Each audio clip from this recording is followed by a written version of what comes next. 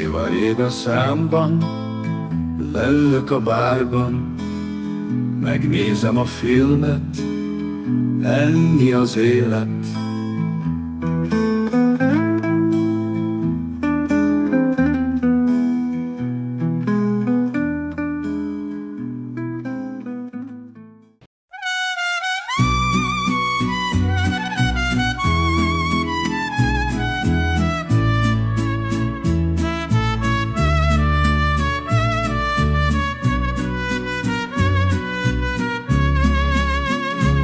En la penumbra un beso arde, labios de fuego, manos temblorosas.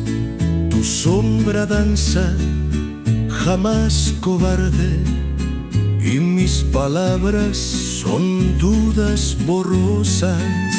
Te encuentro en noches de calma rota, un susurro breve entre la neblina. Mi piel te llama, mi voz te nota, y mi corazón en tu fuego camina. Eres consuelo, llama encendida, cómplice fiel en días de duelo, pero también eres la herida, cenizas frías que caen del cielo.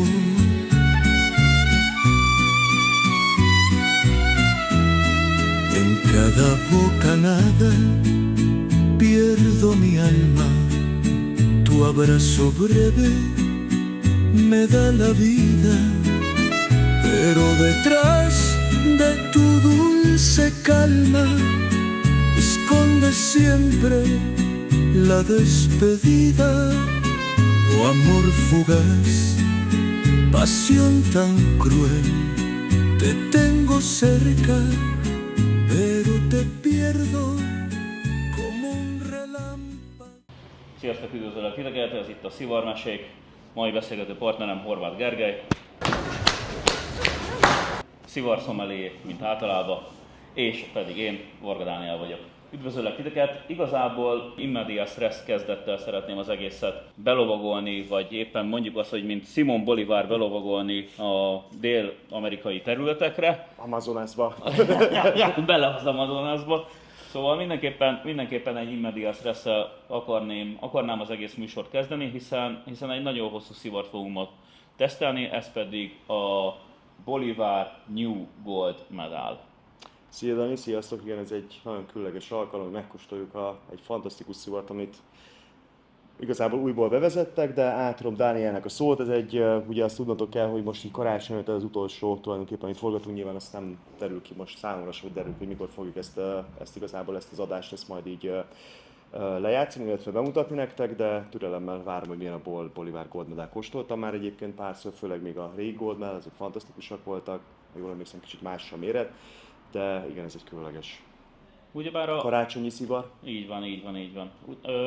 Az első kérdésem inkább az lenne, hogy körülbelül mennyi a New Gold Medalt, azt szívtál már? Ezt, megmondom őszintén, Dani, ezt megkóstoltam egyet-kettőt, még egyet nem szívtam el. Ugye ez a doboz, amit még ugye Tomi barátom, ezt is köszönöm szépen Tomikám, hogy hazajöttél és hoztál, ez egy 2023-as kiadás, ez egyébként Oroszországból lett annak idején beszerezve, egyébként Luxemburgból jött a szivar. Luxemburgi. Áprilisi, 2023 április. Megmutatod nekünk a belsejét? Aha, nagyon gusztusos. Sajnos kiesik a szív, és darabokra törik. Nem, ez tényleg, ez gyönyörű szép. Az eredeti box ez nem ilyen volt, tehát ott máshogy nézett ki, mármint a régi. És akkor ebben volt 10 darab Gold Medal. Egyébként nagyon jól néz ki a doboz. Páran már próbálták így elkérni tőlem, de nem adtam be a derekamat. Nem szabad. Nem, ez egy... Sehol nem adják oda, én is ahol vásároltam, ott egy darabot nem adtak oda, úgyhogy igazából szerintem mondjuk azt, hogy egy padhelyzet ebben. Ezt mindig belerakják a hamisakat, tudod, és akkor el lehet. Ravaszak. Na. Elkezdjük szívni, vagy... Figyelj, persze, elkezdjük róla beszélni, és akkor utána szerintem a történet. Persze, nézzük meg a szivart. Ugye ez egy kedvenc márka, Daniát is nagyon kedvelt márka. Most pár nappal ezelőtt jól emlékszem, pont egy szörnyű belikózó finóval próbálta emelni az est hangulatát, de nekem is nagy kedvencem a bolivár volt, szerencsém nagyon sok bolivárt, tehát sok bolivárt kóstoltam olyan bolivárokat is, amik természetesen már, amiket már nem gyártanak, úgyhogy ez egy nagyon különleges márka és általunk nagyra becsült márka.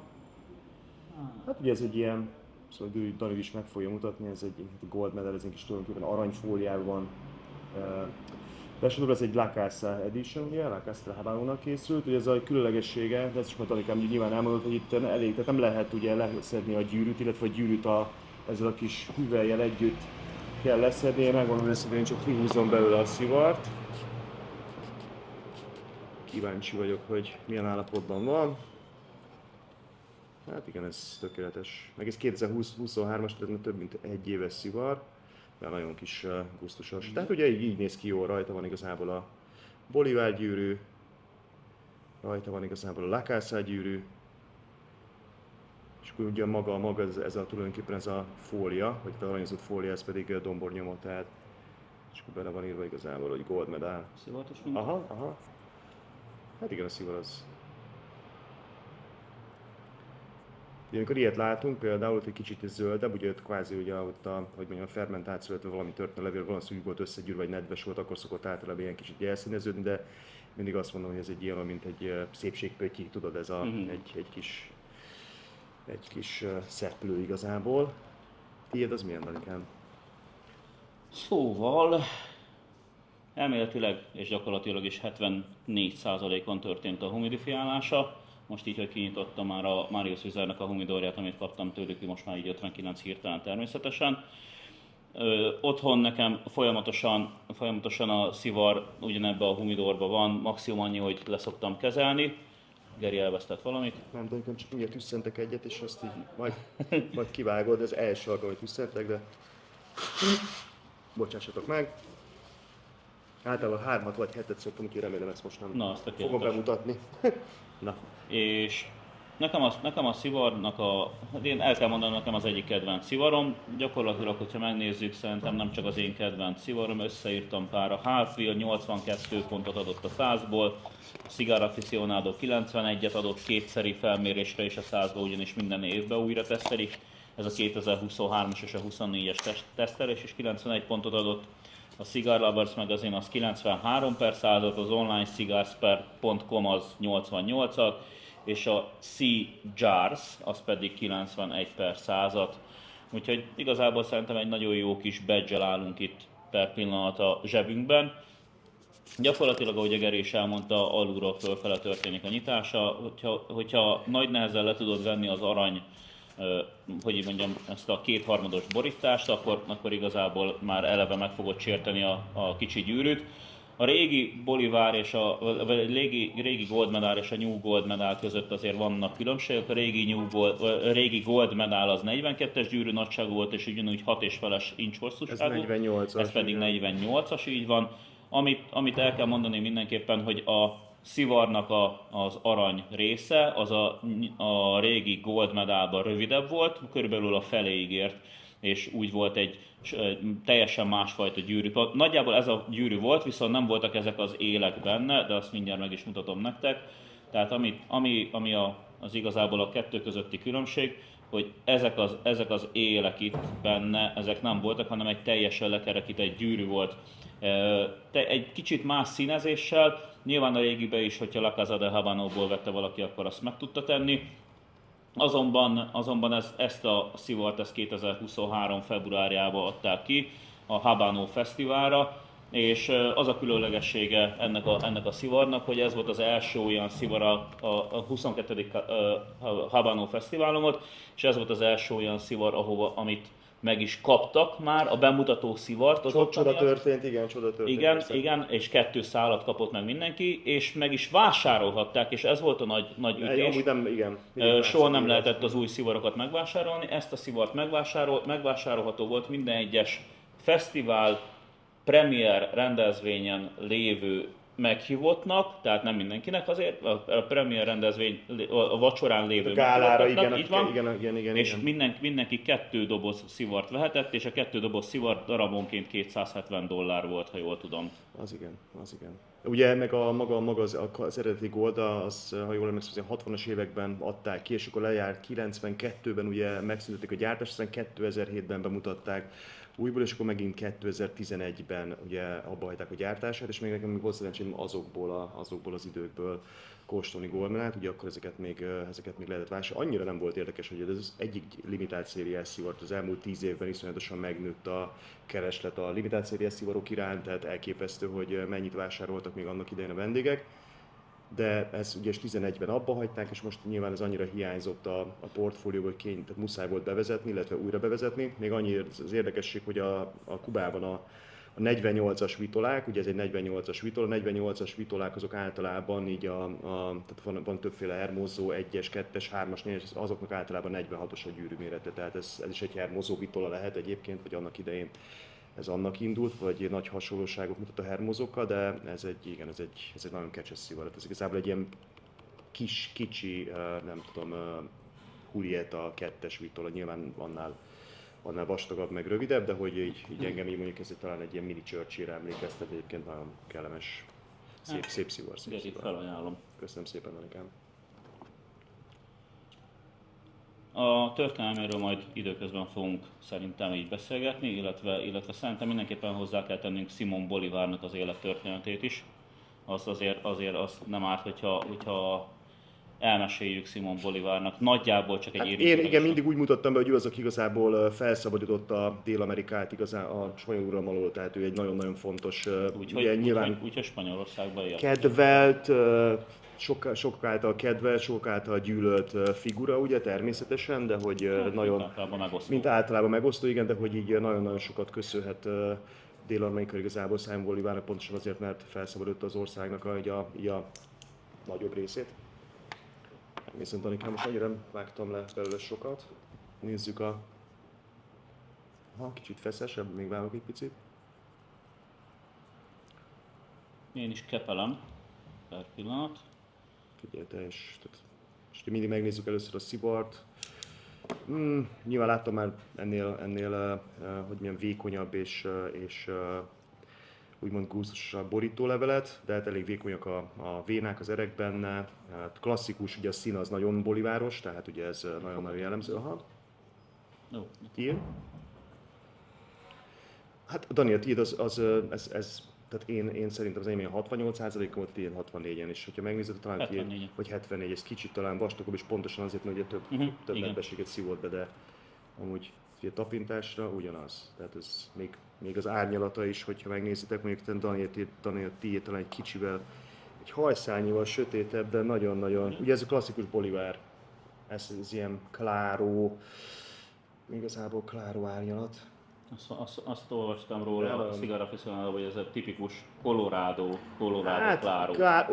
Kláró, Colorado, igen, mert hogyha kláró lenne, akkor lehet, hogy kicsit olyan sárgább lenne, mármint hogyha tiszta kláró lenne, de ebben van egy, ugyanúgy, mint a Colorado-ban általában egy ilyen kis vöröses árnyalat, de igen, ez egy kláró Colorado. Valóban, Dáni, egyetértek. Parancsolj. Köszönöm. Kicsit vágok belőle.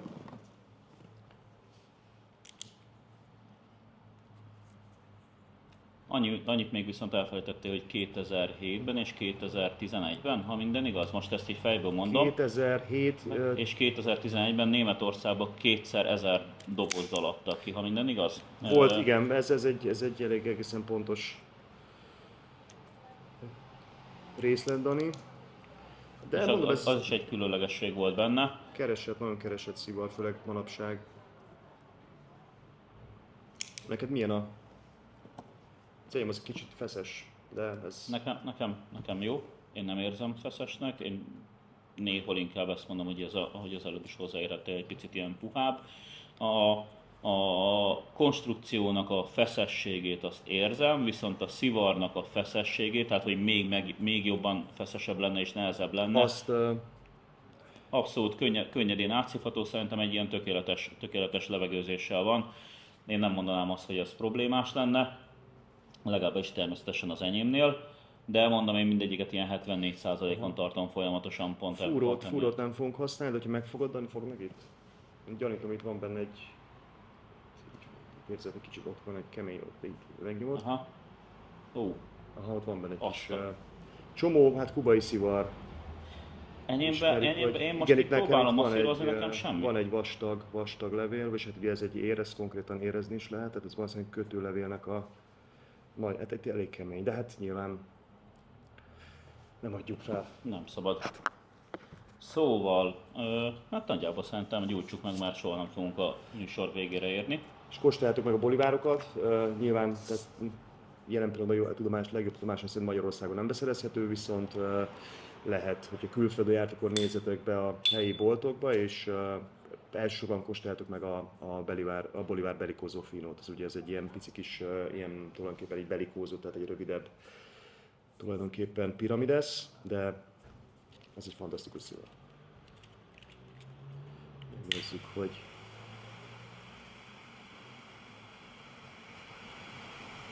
megnézzük, hogy mit tud a Gold Medal.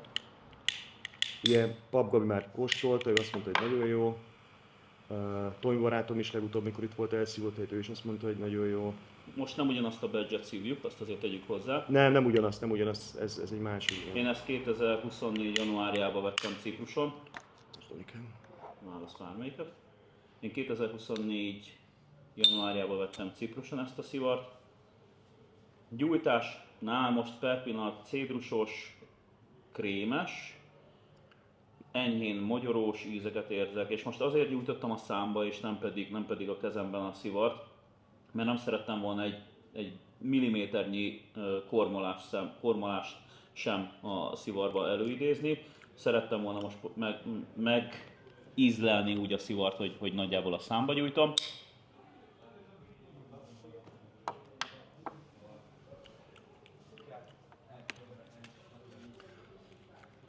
Hát igen, ez egy klasszikus krémes bolivár íz, így még az elején, hogyha lehet ilyet mondani, de Én ez talán, egy kicsit feszesnek tűnik, de nem talán egy kis croissant is mondanék benne. Én valahogy ezt a mandulás croissant, ezt nagyjából érzem benne. Van benne mandula, bőr, nyilván a croissantból a mandula, akkor így, vagy a mandulás croissantból a mandula, bőr, cédrus, krém. Krémes, Van cédrusos, ez az nagyon- édesség hozza nekem ezt a croissant. Nem fűszeres egyáltalán, tehát van, Nem. ez érdekes, ez máshogy erős a bolivár, tehát ez nagyon érdekes. A Holt szigár, amikor először próbálta, ők nagyon sok paprikát és nagyon sok borst éreztek benne, ami nagyon nagy érdekessége, mert hogy igazából egyetlen egy probléma volt, hogy ők 2023 márciusában próbálták a szivart, konkrétan egy hónapja sem volt kint még a piacon, és ők egy teljesen friss Igen, hát az- badge-et próbáltak. Ennek az én szivaromnak a dátuma 2023. júliusi, azt tudom, sajnos nekem nincsen hozzá Az dobozom. áprilisi, nem A- is tesz, Dani. Nem, igazán mi az áprilisi, tehát igazából tehát konkrétan pár hónap különbséggel dobozolták a szivarokat. Én Danival szemben, vagy ő ugye 72, 74-en volt, én 72-74, de 68-69%-on tároltam, amit mindig is tárolom a szivarjaimat. Formátum az nagyon jó, nagyon ezeket is kedvelem. Végmilyen formátumokat, ugye ezt Én az a nem baj, tudjátok. az a baj, hogy ezt a gordítót szeretem, viszont ez a másik, amit imádok. Na, mit szólsz a homutához? Ma kaptam. Komolyan? Nagyon szép. Jó, ez egy kis zsolnai. Ez egy eredeti zsolnai, és csak a Lamborghini csináltatta a zsolnaival ezt a hamutálat. Ez egy elég jó, szép darab már. 100 darabot csináltak összesen a világon, és abból 3 darab maradt meg a zsolnai tulajdonosánál, aki az egyik barátomnak ajándékozta. Igen, azt le kellett volna kisztítanom. Hát jól néz ki nagyon. Az egyik barátomnak ajándékozta, és ma megkaptam őtőle az övét ajándékba. Azt mondta, hogy ez egy sokkal jobb helyen van, mint nála. Úgyhogy a 100-ból az egy, és ez nem az a Lamborghini, amit lehet kapni a különböző gyújtóknál, szivarhamutálaknál, ez az echte Lamborghini, tehát ez a tényleges. Gyönyörű, igazából ott van az embléma is, hát onnan nem tudom, hogy hát nyilván nem látjátok, de ez Tony- gyönyörű szép. Ez egy szép hamutartó, Dani. Hát, ezt annyira megörültem neki, hogy azt Ja, elmondtam. pont jó, mert igazából két szivart, hát ez egy pont ide tökéletes. Köszönjük szépen. Bülennek nagyon szépen köszönöm. és azt is köszönöm, hogy megtisztel barátságával. Danikám, mert mielőtt így bele merülnénk igazából a tesztelésbe, azért meséljen erre a gyönyörű szép szivardobozról, mert ezt azért arra én is kíváncsi, hogy bár már valószínűleg elmondtad többször, de tudod. Nem, Jobb többször megkérdezni. A másikokat mondtam el, amik limitált szériásak, ez a Marius Wizardnak az átlag, hogy így mondjam, humidorja, ami azt jelenti, hogy fölül van egy hidrométer, vagy egy humidifier mérő, egy grafikus humidifier mérő. Per pillanat benne nekem kubai szivarok vannak, ami azt jelenti, Ja, oké. hogy fölül benne. Jaj, Dani, ugye most ezt így. Magas labda, ezt nyilván ezt nem... Szóval, Ja, hogy még ott is van benne. igen.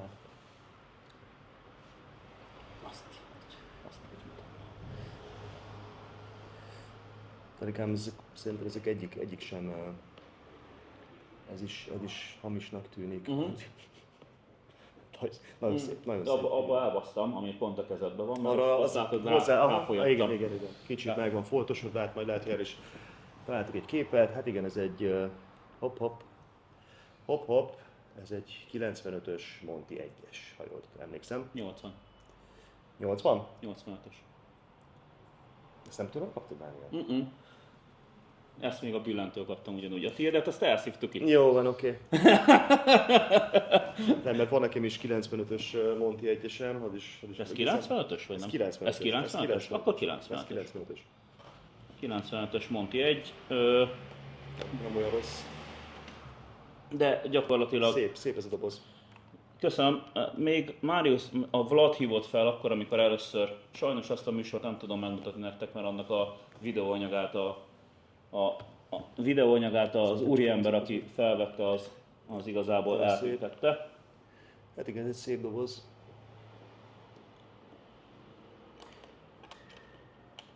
Szerintem a reklámnak a hely, meg ne feledd szabad, Anikám, de látom, te sem az eredeti párásítót használod, hanem ugye magát, tehát a bovedát, amit én is ugyanúgy javasolnék. Hogy Bovedát használok, de nem szeretem a bovedát használni magába, mert nekem alul, tehát és nem szeretem fölül betenni a párásítót, a tetejébe soha a humidornak, mindig az aljára teszem, és két oldalra. Tehát mindig kettőt rakok, és nyilván jó, persze. És én nem, őszinte legyek, én nem desztvízzel, hanem ezzel a folyadékkal a... Szikárnak van ez a folyadék igazából, amiben van egy tulajdonképpen ez ilyen...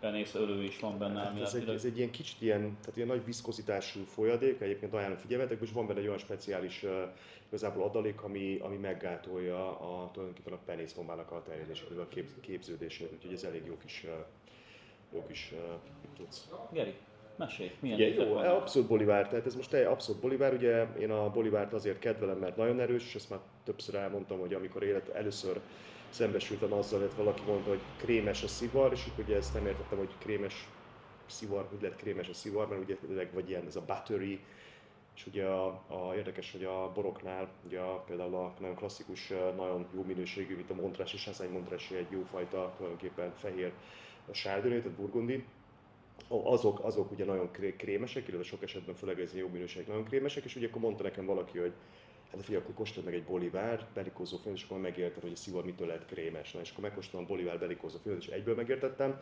Ez ugyanezt igazából hozza, tehát én nem nevezném egy nagyon-nagyon fűszeres szivarnak a bolivár, legalábbis számomra nem, tehát nem ez a klasszikus pártagáz, inkább Ramon Mayonnaise-től, amikor konkrétan érzed benne a fekete borsot. Jó, nyilván ezt még az elején azért így elég könnyen millene kijelentenem, ha csak nem tudnám, hogy tényleg annyira nem fűszeres. Viszont nagyon-nagyon, tehát ez egy erős szivar a bolivár, tehát úgy is van kategorizálva, hogy az erősebb szivaroknak a családjába, vagy nem tudom, hogy harmadában, negyedében található. Azt mondják, hogy nem, hogy a Kubában az egyik legerősebb szivar. Ez egyik legerősebb, de én szerintem nem. Én inkább azt mondanám, hogy talán így hogyha mondjuk azt nézzük, hogy mennyire erős a szivar, mennyire testes, tehát ez nagyon testes szivar, mert ugye nagyon-nagyon komplex, és tényleg így minden egyes pöffentésnek van súlya. De abszolút érzem, hogy ezt a kis cédrusos, kis citrusos az enyém, nagyon jó íze van ennek a bolivárnak, meg hát klasszikus bolivár, ezt így most ki tudom jelenteni, hogy ez ilyen egy bolivár. Tehát. Most nyilván nem tudjuk, hogy a gold medal, bár nekem azt mondta, még a volt főnököm, az A.J. Patel, még kint Londonban,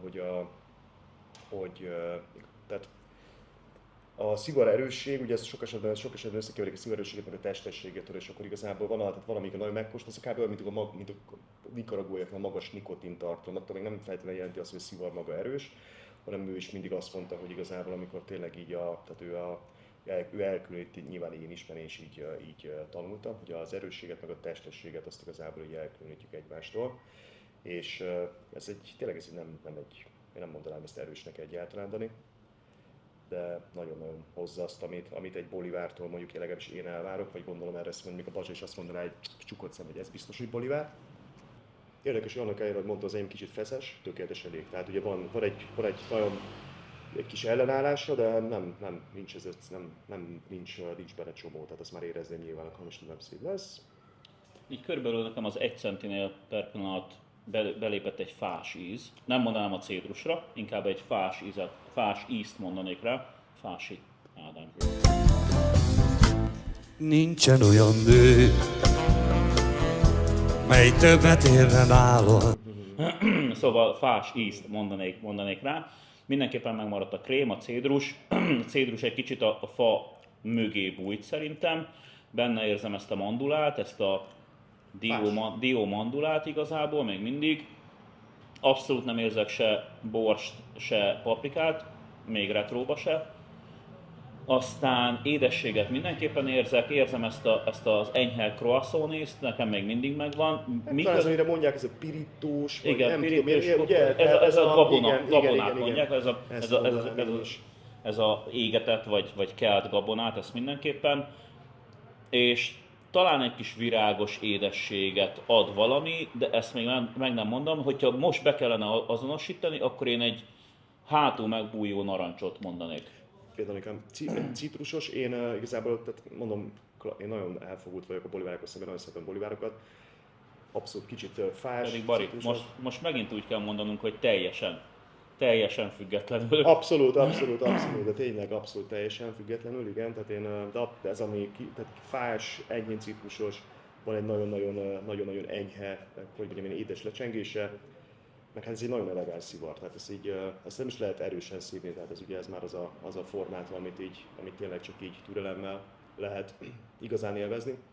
Amikor kiadták 2023. februárjában, akkor $27-tól $45 lehetett megvenni a per pillanat a világon. Itt pont a Cigar Aficionadónak jelent meg egy cikke, hogy a kiadáskor hol lehet venni és milyen árba. Akkor volt, azt hiszem, lehet, hogy hülyeséget mondok, 33 vagy 30 vagy 35 euró Svájcba például. Most per pillanat a Martin barátunk volt kint. Megnézem. Martin barátunk volt kint, ő 100 euróért vette már most Genfbe. Ezt pont beszéltem vele, és mondta, hogy ő mindenképpen el akart egyet szívni, és 100 euróért szívott már. Én tavaly Cipruson 29 euróért vettem, egy szálat szívhattam el ott, aztán később, amikor voltam Cipruson, már akkor 29, igen, már akkor 40 euró volt, és most volt, talán nem akarok hazudni, egy hónapja az egyik haverom, nem volt kint Cipruson a La Casa de Habano-ba, de tudott szerezni, de ott is 100 euróért. Egy másik barátom, akik meg pont itt voltak, az egyik barátom, akik Németországból voltak, ahogy is hívják, Davidék, ők 210 euróért vettek Genfbe szintén. Darabját. Hát most nézem, ugye ezt még amit nekem hozott a kedves barátom Tomi Luxemburgból, ez még 39,99 euró volt, tehát 40 euró. Akkor nem tudom, mikor osztatom, egy évvel ezelőtt, tehát 7-8 hónappal ezelőtt. És nézem, a Micheléknél Londonban, ugye az ők... Seajars. Igen, ők tehát náluk lehet legkedvezőbb áron megvenni a kubai szivarokat Londonban, 80 font. 80 font. Ez egy 90 euró, igen, tehát ugye, ja. Azért rettentően gyorsan megy föl az ára ennek, miközben tegyük hozzá, hogy ez nem egy limitált széria. Nem, de ezeket raktározzák az emberek, főleg kínaiak megveszik. 2023-ban, amikor kiadták, akkor azért adták újra ki, mert rettentő nagy kereslete volt a szivarnak, szerették volna ugyanezt elérni. Nyilván most, hogyha azt mondjuk, hogy történelmi, vagy mi az, filmhistória szempontból, a Bolivár az egyetlen egy reklámja van, az a Black Hawk Down a Sólyom végveszélyben, amikor Ali Ottomán kínálja a Bolivár belikózó szivart, és amikor az ezredes mondja, hogy hát nem kell, neki is van szivarja, mire azt mondja a Ali ottomán, hogy igen, de ez kubai. General Garrison, No, thanks. You got one. these are Cuban. Bolivar, Belicoso. So's this. Miami, my friend, is not Cuba. Ez kubai, igen, ez megvan az a jelenet, igen. Ez majd ide bevágom nektek, vagy már be is vágtam, hoppá, mennyire jó vagyok. Annyira profi, hogy hihetetlen. Beszéljünk a történelméről most így nagyjából, hogy így. Hát Dani, Meséljük. igazából így, ugye, ha jól tudom, akkor ez, tehát ilyen, ami szintén ilyen mérföldkő a brandnek a történetében, ugye ez 902, ugye most hivatalos verzió nem hiszem 901, de 2000, tehát ugye nagyon nehéz ezeket pontosan, illetve dokumentumokkal bizonyítani, hogy mikor, főleg kubai szivarmárkáknál, hogy mikor készült. Pontosan ez úgy tudom, hogy 1901 vagy 1902. Főleg, hogy nem is Kubába készült először, hanem Nagy-Britanniában. Nagy-Britanniában, igen. Tehát ez egy nagyon-nagyon különleges márka, nyilván ez a Bolivár a szivarmárkák közül nem nem azon a idézően előkelő helyen, tehát nem az ötösnek a tagja, tehát nem minden országban lehet bolivárokat kapni, tehát ez egy ilyen, sem azt mondom, hogy lokális márka, de nem annyira, hogy mondjam, nem annyira népszerű, nem lehet olyan sok helyen kapni, mint például az öt nagyot. Ugye, ami szintén nagyon érdekes a márka történetében, és most előreugrunk mondjuk egy fél évszázadot, ugye a Cifuentes az a cég, akik igazából akik a Partagas márkát is megvették, illetve a Partagas márkát futtatták föl, hozzájuk került a Bolivár is, tehát igazán nekik is többek között, mint a Partagasnak, Partagas és a Bolivár márka volt ez a két legfontosabb márka számukra, és ezekből a márkákból csináltak világ szinten is nagyon-nagyon ismert márkát. Nyilván a Partagasból annyira nem kellett, mert az már egy ismert márka volt, a Bolivárra igazából ráfért egy kis segítség. És ugye, mint minden egyes kubai szivar márkánál, én ezt egy nagyon, egyik kedvenc, hanem tehát jó, Ramon Mayonnaise is mondom azt, hogy Bolivár, így, hogyha az erősebb, testebb szivarokra gondolunk, ez a két kedvenc márkám. De hogyha megnézitek, nagyon-nagyon széles volt a Bolivárnak is a portfóliója, és olyan fantasztikus darabok is készültek még, ezeket már 2010-es évek elején ugye sajnos kivonták a forgalomból, illetve befejezték a gyártását, hogy gyártottak Churchill-eket, ugye akkor, hogyha jól emlékszem, akkor még volt talán egy ázsiai regionális kiadásuk, ahol még double koronát is készítettek, most egy regionális kiadásnál ugye ez annyira nem megy szó, mert ugye bármilyen nagy különleges méretet, ami a portfólióban igazából nem találtunk, meg ki szoktak választani. De ugye, hogy az is szerintem, nem tudom, én úgy emlékszem, hogy a bolivárokat, tehát most mint hogyha nem akarom összezavarni a kedves hallgatókat, nézzüket, de hogy így az sokat változott a bolivárok, én kóstoltam nagyon régi bolivárokat, Dani, és mint hogyha azok egy picivel erősebb lettek volna, lehet, hogy igazából ez csak én érzem, hogy mostanában a bolivárok tényleg nem annyira erősek, vagy ez annak köszönhető, amikor elkezdtem szivarozni, akkor még nyilván nem tolerálta mondjuk ezt a nagyon-nagyon gazdag, nem tudom, ízekkel vagy ízvel rendelkező blendeket igazából maga tehát a szám, vagy illetve a pellet, ízlelő bimbóim, ugye, de hogy valószínűleg ennek is köszönhető az, hogy én erre úgy tekintek erre a szivarra, ami mint egy medium pluszos szivarra, ellenben mondjuk egy Partagasra, vagy mondjuk egy Ramon Mayonnaise-szel. Danikám, de mondjad közben te is, mert én itt aztán így próbálok amit így felejtettél az az, hogy 1921-ben lett a márka Kubában bejegyezve, aztán 1954, tehát akik elkészítették a márkát, az José Fernández Rocha alapította. Roca, Rocha, nem tudom, hogy hogyan kell mondani. Róka. José Fernández Rocaék alapították 1901-ben és 2002-ben, 21-ben lett a bejegyzése, és egészen 1954-ig, ha jól tudom, a haláláig az ő tulajdonukban volt. Rettentő sok méretet csináltak, és tegyük hozzá, hogy mindenképpen nem csak kézzel, hanem géppel gyártott szivarjaik is voltak. 1954-ben Cifuentesék átvették, és ők már a Partagas, tehát előtte is már a Partagas gyárban készítették a szivarokat, de nyilván akkor, amikor Cifuentesék átvették 54-ben, utána szinte felrobbant ez a Partagas gyárban való készítés. De hát jött az 1960-as forradalom, majd 61-ben Cifuentesék sajnos kénytelenek voltak kimenekülni az országból, és most elmondanám inkább a rövidebb történelmet, amit mondjuk azt, hogy amit annyira én nem szeretek, az amerikai részét. 78-ban Cifuenteszék kiadták az engedélyt, hogy a Partagas és a Bolivar márkákat is Ugye az embargó miatt volt, mert hiányzott az amerikai piacról ugye a így van, kubai. megengedték a General CEO-nak azt, hogy használják a Partagas és a Bolivar nevet. Ezért amikor kiadták a 78-ban elkezdték használni, viszont ebben kell egyet lesnem, mert mind méretben, mint keverékben teljesen különböző volt, igen, azt mindenképpen, és 2005-ben a hondurasi San Agustin Ligero borítással gazdagították és nicaraguai töltőlevéllel a Bolivar szivarokat, azért abban a lépésben 2005-ben már azért akartak arra menni, mert szerették volna, hogy az eredeti Bolivárhoz, tehát a kubán Bolivárhoz hasonló ízeket hozzanak létre.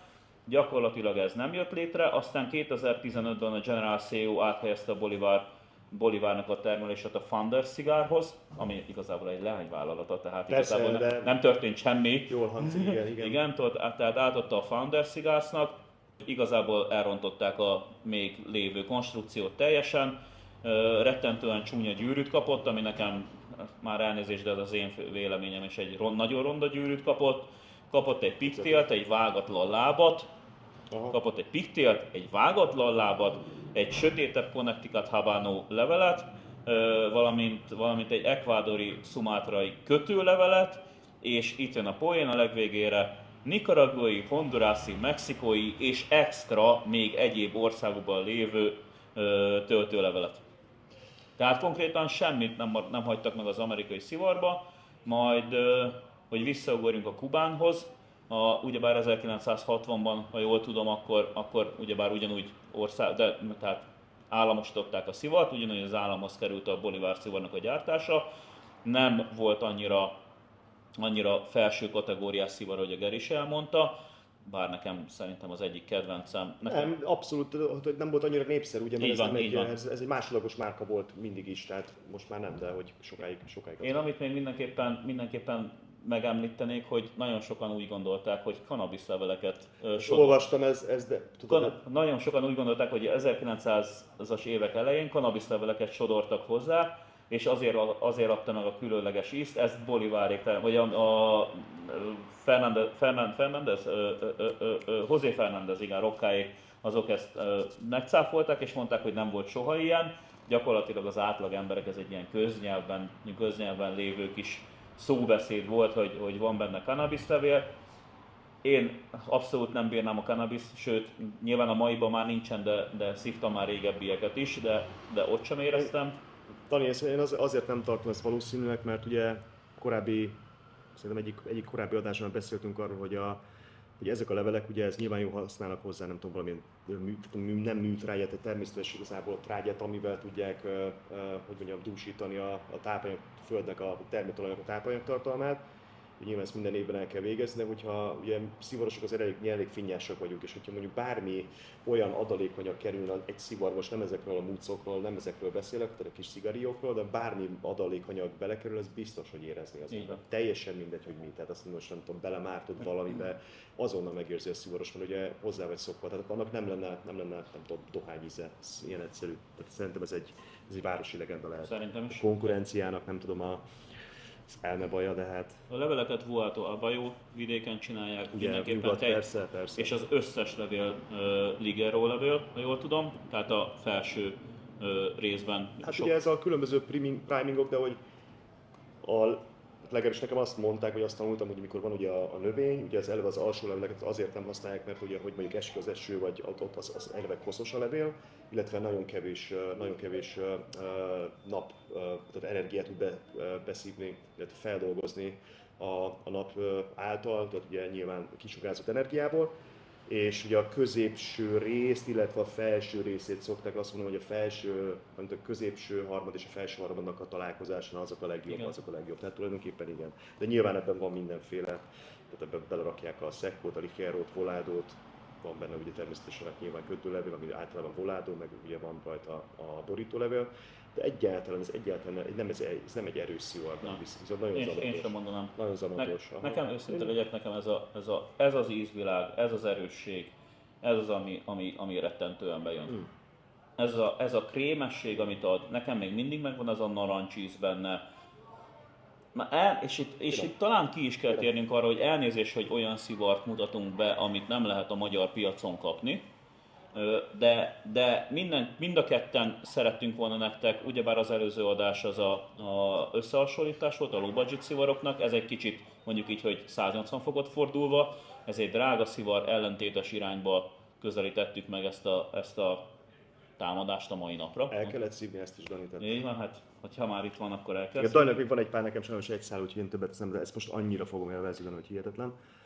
De figyelj, ilyet is, ezt is meg kell, nyilván meg is beszéltünk már róla korábban, hogy ezt megkóstoljuk. Ja, jó kis szivar. Hát meg ez a tipikus, az a Bolivár, ez egy olyan szivarmárka, mint a legtöbb kubai, de Bolivár az arról igazán elmondta azt, hogy nagyon-nagyon jól áll neki az érlelés. Tehát így, most gondolj be, Dani, ezt a Bolivárt, ami neked van, én így párat elraksz belőle, mert nyilván ezeket egyre nehezebb beszerezni, meg hát most 100 euróért ki fog szivart vásárolni, darabját, vagy egy dobozzal akár.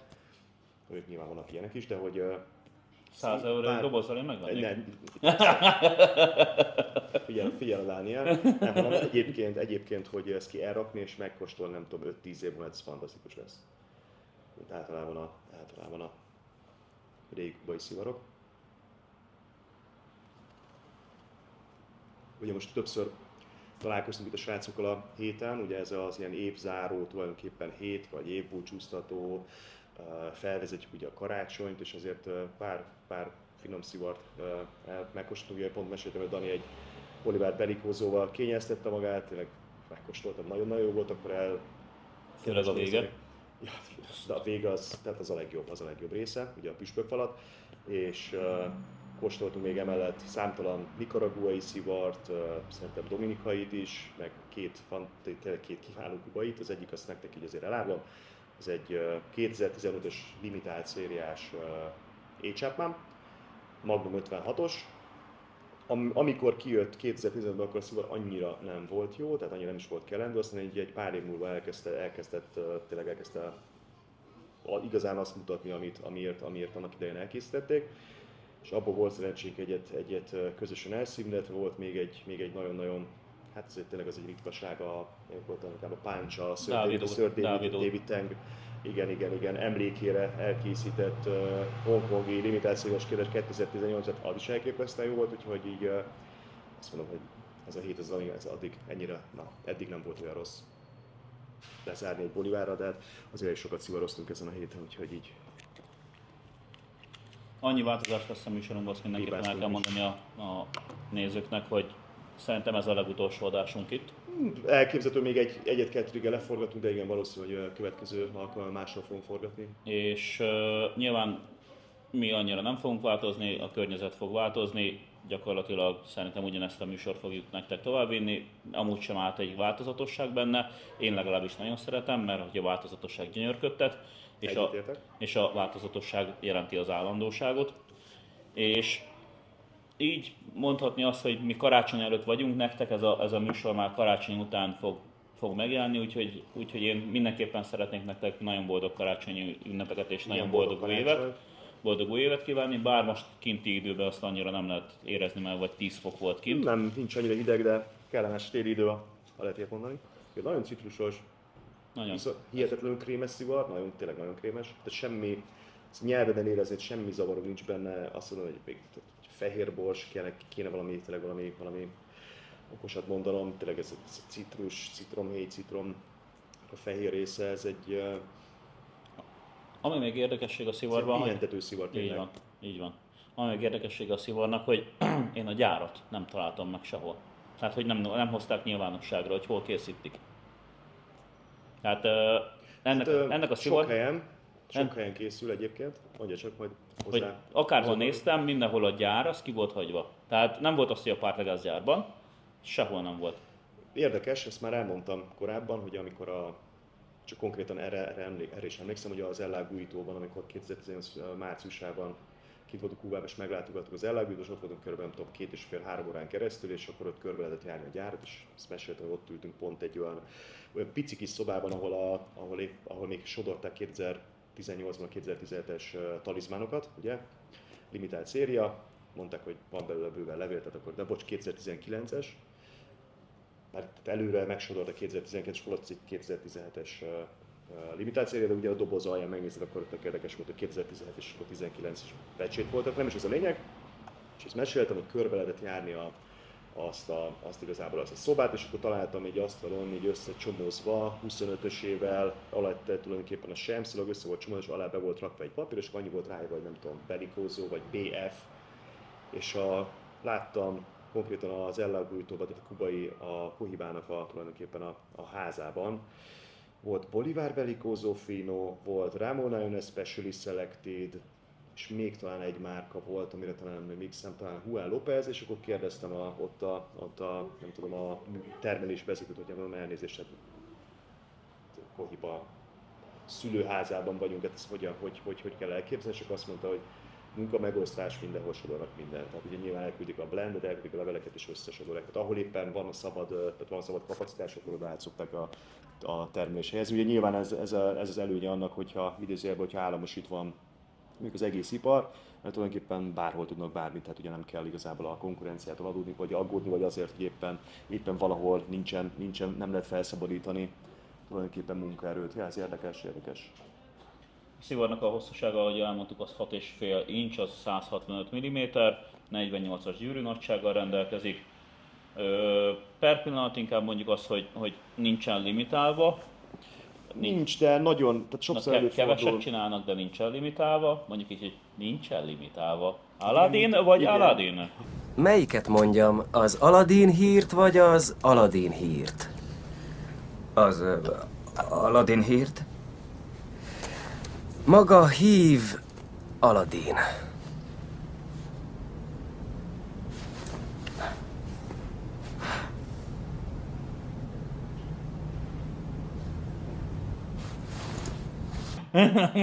Nem, mint a legtöbb esetben tényleg nagy kedvencem az egy nagyon jól sikerült Bolívar, a Libertador, ami egy ilyen sublime méret, és azt is a 2010-es évek elején adták ki, és ugye nagyon sokszor tehát volt, hogy egy dobozzal kaptunk, és ha kaptunk egy dobozzal, akkor az azonnal, tehát volt rá, nem tudom, 10 jelentkező. És nem, ez is azért van, mert nem mindent gyártanak, és nyilván azokat a és érdekes, hogy volt, amikor leállították a behiket, és egy tök érdekes, hogy most eszembe jutott Dani, hogy 2 évig nem lehetett behikét kapni Londonban, 1,5 évig biztos, de úgyhogy még a Hunter St. Frankot sem tudtunk. Tehát, hogyha kaptunk mondjuk 2 havonta egy doboz 52-est, akkor mi voltunk a legboldogabb. És ugye kérdeztem az Artur barátomat, hogy ez mi lehetett ennek az oka, és akkor egyszerűen azt mondták, hogy nem volt elég levél, nem tudom, tehát a Medio Tiempo levél, ami ugye ami igazából amiért nagyon különleges a Behike széria, hogy azt nem fejlődtek ki az adott években, tehát nem tudtak elegendőt termeszteni, vagy előkészíteni, és nekem azt mondta az Artur, hogy dehogy is, azt mondja, hogy ő kint volt, nagyon sok pénzt kint hagyott Kubában, meg neki az Ellagújtóba sodortak nem saját márkászival, de igazából ilyen customolt szivarokat, volt szerencsém megkóstoltak, azok is nagyon jók voltak, és azt mondta, hogy azért, mert túl macerás a behékét elkészíteni, tehát ugye nagyon oda kell figyelni a borítólevélre, nagyon oda kell figyelni azt, hogy sodorják, és az Ellagújtóba is 2 vagy 3 olyan szivar sodornak, pedig ott is van ezért egy pár, akik annyira tulajdonképpen képzettek, hogy ők nekik engedik megsodorni a behikéket. És azt mondták, hogy egyszerűen úgy voltak vele, hogy figyelj, inkább fektessünk hangsúlyt a limitált szériás szivarokra, úgyis elfogják könnyebb, elviszik, mint a cukor, sokkal többet tudunk belőle gyártani, és akkor tulajdonképpen ezért függesztették fel a gyártását, nem pedig azért, mert nem volt éppen megfelelő levél. Tehát ez legalábbis én ezt a verziót ismerem, illetve hihetőnek is tartom. Az alak az para jó. Abszolút, Az alak az pici para jó. Churchill igazából. A mérete az Grand Corona talán. Ez a 165x48. Hát most megnézem, de én szerintem ez egy Hermoso vitola. Ez egy Hermoso. Mindjárt mondom, hogy micsoda. Nagyon érdekes, már itt lesz a... Tudod mi a vitolája? A Cigar szerint ez egy Partagás 15, az a vitolának a neve, de most megnézem egész hihetetlen az a neve. Partagás 15. Partagás 15. Ez egy egyedi méret, 48x165, ugye ez tulajdonképpen majdnem akkora, mint egy Julia 2-es. Partagás 15. Ha. Ez hihetetlen. És ugye ez volt a Bolívar. Igen. Libertador, ami egy Double Robusto, ugye ez egy sublime méret, tehát elképesztő. Igen, Partagás 15. Na hát ezt most már nem fogom elfelejteni ezután. 34. percben vagyunk, és talán most lépünk be a testbe. Eddig a lábot most már elhagytuk.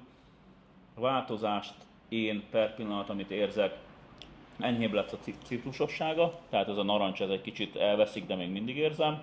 Talán egy kicsit kevesebb krémet érzek benne, még mindig érzem a krémet, nyilván a méretéből adódólag még fogom is érezni a krémet. Az édesség kicsit talán eltűnt, így sokkal jobban előtérbe helyeződtek ezek a mandulás, cédrusos fásízek. Enyhe talán mondhatnám azt, hogy ez a croissant íz nekem egy kicsit ilyen sült burgonya vagy burgonyás íz lett per pillanat, és ugyanúgy nem veszítette el még az édességét, mert az még mindig megvan. Érdekes, az enyém az, jó, nyilván ez teljesen ez egy másik dobozból van, de azt szerintem az alapízeket, azokat tökéletesen érezzük. Az enyém az kicsit cédrusosabb, kicsit citrusosabb lett, hogyha ezt így kijelenthetem. Sokkal intenzívebb, nagyon-nagyon krémes, tehát mondom, semmi zavaró nincs ebben a szivarban. Tehát most, hogyha ezt úgy képzeljétek el, hogy Bolivár nem az a szivarmárka, amit mondjuk, és mondjuk azt mondom, hogy a Bibliában le van írva, a szivar Bibliában, hogy ezt nem ajánlott kezdő szivarosnak, mert ez túl erős, ezzel nem tud megbirkózni. Hát én ezt most ki tudom jelenteni határozottan, hogy ez például egy ilyen gold medal, hogyha valaki egy kezdő szivaros elszívna, vagy legalább megkóstolna, biztos, hogy ízelne neki. Tehát ez egy A külső jegyei mondjuk azt, hogy ilyen nagyon enyhén olajosnak mondanám, de gyakorlatilag tényleg az enyhén olajosnak mondanám. Nincsen benne erős ér, a Gerjében van egy darab ér, amit láthatunk. Minimális, tehát így nem... Az enyémben nincsen, ezek a nagyon vékony illesztések, illetve Abszolút. nagyon vékony erek láthatóak rajta. Igen, hasonló. Nincsen ez a göcsört benne, tehát ami alapjában véve egy ilyen kubai szivarba szokott lenni, vagy egy ilyen kis kitüremkedések, meg ilyesmi, abszolút nem látok benne. Gyönyörű a capnek a kidolgozása, gyönyörű a szivarnak a része. Van súlya a szivarnak, nem pedig az a nagyon könnyű elvesző szivar, mert ugyebár azért 48-as méretben mondhatni azt, hogy vannak olyan szivarok, amik tök könnyűek. Hogyne. Ebbe inkább azt érzem, hogy van súlya, és az érzed azt, hogy a kezedben van az a szivar, tökéletesen játszik. Ahogy szoktuk volt mondani, lézerrel vágták az égési csíkot, a füst az gyönyörű, kéken szállt fele. Profi, ez egy nagyon jó Én ebben most nem tudok belekötni, nem igazán, de most próbálok, hogy... akarok vele, tehát nyilván Partagas rajongók vagyunk, de ez egy nagyon jó szivar, és tényleg ezt így óvatosan kell szívni, ugye nyilván a méretéből adódóan nem is lehet ezt így, ez nem az a szivar, amit fogod, és akkor tudod, akkor jó, ráduglant az ember, és akkor bőfüst, meg ilyenek, de hogy ez egy nagyon kell, ez egy nagyon elegáns szivar. Amúgy sem szeretem a bőfüst kijelzést, mert nincs benne elegancia. Nincs, én sem szoktam használni, csak néha így zárójelbe teszem. Igen, csak azt mondom, amikor szokták egymásnak mondani az emberek, hogy bőfüstöt, én nem szeretem azt, mert abban semmi elegancia nincsen, semmi olyan szivar gyártók iránti tisztelet nincsen benne, amit szerintem fontos lenne, hogy mindenképpen tanúsítsunk. Gyakorlatilag nyilván mindenki úgy szivarozik és abba a ruhába van, amit ő szeretne. Én szeretem megadni, lehet, hogy ez csak egy ilyen kis, én már elmúlt koroknak a vitéze vagyok, és szeretem megadni azt a tiszteletet a készítőknek, illetve a magyarországi szivarkereskedőknek, vagy ebbe per pillanat most nekem a ciprusi szivarkereskedőknek azt a tiszteletet, hogy ezt megadták, ezt az élményt, mert ez az élmény ez nem cserélhető ki szerintem semmire, és azért szeretem megadni azt, hogy kicsit jobban kiöltözve, kicsit oda téve magadat. Tegnap este nem voltál itt, de beszélgettünk, voltunk itt az jó páran. Meg? Nem baj, majd egyszer tészhez térsz, tudod, és akkor nem fog utána zavarni, nem, hogy itt ültünk tegnap, és ugye jó páran, és akkor a kedves barátunk Peti hozott egy szivart, rágyújtott, és kérdeztem tőle, hogy mondom, mit szívsz, csak mondta, hogy milyen jó a szivar, és akkor megkérdeztem, hogy megkóstoltam. Azt mondta, természetesen, és ez egy Cohiba Robusto volt, vagy tehát szerintem Robusto volt, tehát egy űrméret alapján szerintem, hogy nyilván más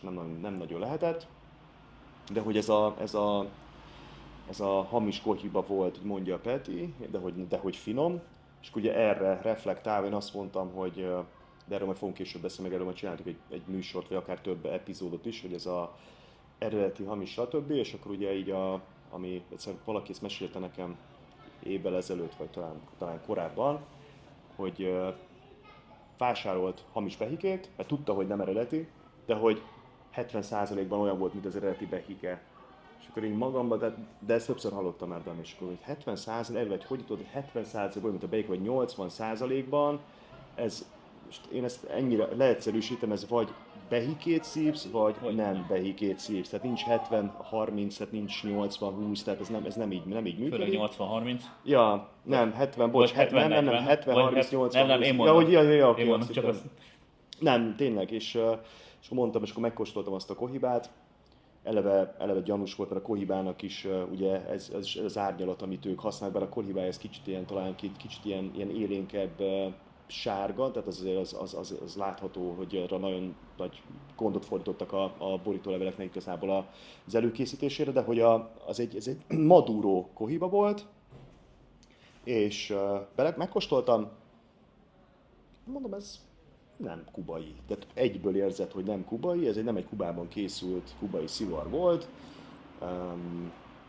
Én azt mondtam, hogy 67,5%-ban, nem nyilván ilyet soha nem mondtam volna, de hogy Dani, nikaraguai szivar volt, és kubaiként adták el. Aha. Biztos, hogy nikaraguai volt. És többen megkóstoltuk, és egyetértettünk, hogy ez nikaraguai szivarja. Akkor hogyan lesz kohiba, vagy hogyan lesz behike, vagy hogyan lesz bármi? Úgy lesz behike, hogy elhiszik, úgy lesz, hogy elhiszik, úgy lesz, hogy egyszerűen, de erről már többször, néha ki is fakadok, mert ugye számomra ez egy nagyon fájó pont, hogy meg én, hogyha elszívnék egy kohibát, és mondjuk is tudom, hogy történetes, hogy nem eredeti, tehát én akkor, nem is ne haragudni, nem égettem magam, de hogy én... Akkor rakjam le? Tudtam, hogy nem. Nem, de hogy ez nem számomra, ez egy ilyen felfogadott dolog, ez kb. Olyan, amikor most nem tudom, elmész és veszel mondjuk egy jó, de valakinek nyilván ez jó, mert látod meg, hogy fontos, hogy ott van, legyen rajta mondjuk egy nem tudom, Louis Vuitton táska, de hogy ez nem eredeti, meg sok esetben valóban az eredeti a hamisítvány ez majdnem olyan, mint az eredeti, de egy szivarnál az egy bőr, tehát ez egy élvezeti cikk, az olyan, mint hogyha mondjuk egy hamis parfümöt befújod magad, és 2 perc múlva elillan. Lehet, hogy hasonló illata van, de 2 perc múlva nem fogod hasonló, és érezni. mondjuk 2 perc múlva teljesen más. Ja, és teljesen más, és te is, azt milyen az illat, és tudod a saját parfümöd, mert én is hallottam, vagy illetve éreztem már ilyet, mert annak idején is kipróbáltam, nem volt jó ötlet, de hogy az eredeti, meg a félig tehát a félig eredeti, meg a 70%-ban behike, ezeket kérlek, ne üljetek fel ezeknek, mert ilyenkor vásárol az ember szivart, ilyenkor fordul elő az, hogy nagyon-nagyon sokan, és tényleg gyűrűt szívják, mert nekik teljesen mindegy igazából, hogy milyen a szivar, és gondolj bele abba, hogy lehet, hogy soha életében elköltött egy vagyon szivarra, mert csak limitált széria, csak behike, de még életében nem szívott eredeti behiket, és szerintem kis hazánkban, így akik ilyen limitált szériás szivarokat, vagy grand rezervákat, behikéket kóstolnak, szerintem 90%-uk nem is kóstolt még eredetit. Milyen árban van most egy ilyen hamis? Hát nézd, Dani, 5-10? Vagy nem, hát 5-10 lehet, nem tudom, szerintem azt mondom, hogy ezek a szivarok, meg hogy ez egy mondjuk egy Esmeralda, de hogy ez igazából ez egy Trinidad Esmeralda, hát és akkor megkóstoltam, jó volt a szivar, de hát meg nem olyan ízom, mint az Esmeraldának, sok Esmeraldát kóstoltam annak idején, tehát nagyon szeretem a Trinidad márkát is. Nem, Dani, nem... De vakok is voltak az Esmeraldák? Esmeralda, első rész. Nem volt ott a gyűrű egyáltalán, tehát nyilván Esmeralda méret volt, azt azért így láttam, meg hát ugye ezért méreteket azok elég könnyen felismerem. És az volt, nem tudom, az volt ilyen 4-5 ezer forint, de garantálom, hogy akik tényleg így megtehetik Magyarországon. Sok ilyet hallottam, pont tegnap beszélgettünk kint is ezekről, hogy így, tehát szerintem ilyen millió forintokat elköltenek, felvásárolnak hatalmas, nem készleteket, hanem mondjuk több dobozzal behigéket. Nyilván, ugye, hát hogyha mondjuk azt mondom, hogy megteheti az ember, akkor általában ezzel próbálja nyugtatni magát, hogy jó, hát akkor, vagy nem nyugtatni magát, azzal próbálja magát nem tudom, felvidítani, hogy éppen egy prémium felső kategóriás szivart kóstol, de hogy az ember, aki ezeket értékesíti, hát én nem is tudom, gyerekeknek tényleg ez számomra ez felfoghatatlan, és tényleg én, hogyha tehetném, akkor én ezeket tűzzel, vassal, nem tudom, hogy harcolnék ellene, de nagyon sok pénzt elköltenek emberek, konkrétan tudom, mert nyilván szerintem többen is tudjuk olyan szivarokra, amelyek nem eredetiek, tehát sőt, semmi köze az eredeti szivarhoz. Nem kóstolta, nem kóstolt annyi szivart korábban, lehet, most a tegnapi szivar, amit kóstoltunk, ez egy Cohiba Robusto volt, nikaragói dohányból készült. Most aki lehet, hogy ezeket már szívja, nem tudom, egy ideje, mert ez egy finom szivar volt egyébként, nem volt a szivarral önmagában probléma, csak lehet, hogy... Csak akkor le kéne venni a gyűrűt róla. Meg ez, Dani, ez egy nikaragói kóhiba, tehát így, na mindegy. Szóval csak eredeti szivart szívjatok, hogyha lehet. Vagy olyat, ami nincs gyűrű, de azt meg azt mondom, hogy custom vagy farmolóként értékesítik, kérlek szépen, ezt meg fogjátok köszönni később. Ja. Ez biztos, hogy eredeti szivar.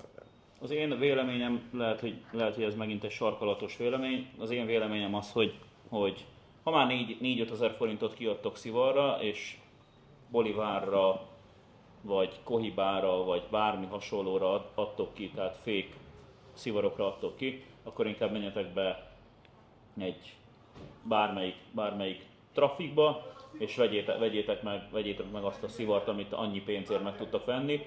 Hogy pont ezért van ez a műsor, pont ezért értékeljük nektek a szivarokat. Legyen itt az AJ Fernandez Blend 15, ami nekünk ízlet. 1700 forintért vegyetek egy olyan szivart, amit tudtok élvezni, sokkal nagyobb élményetek lesz, és sokkal jobban tudjátok azt élvezni, azt a szivart, amit lehet.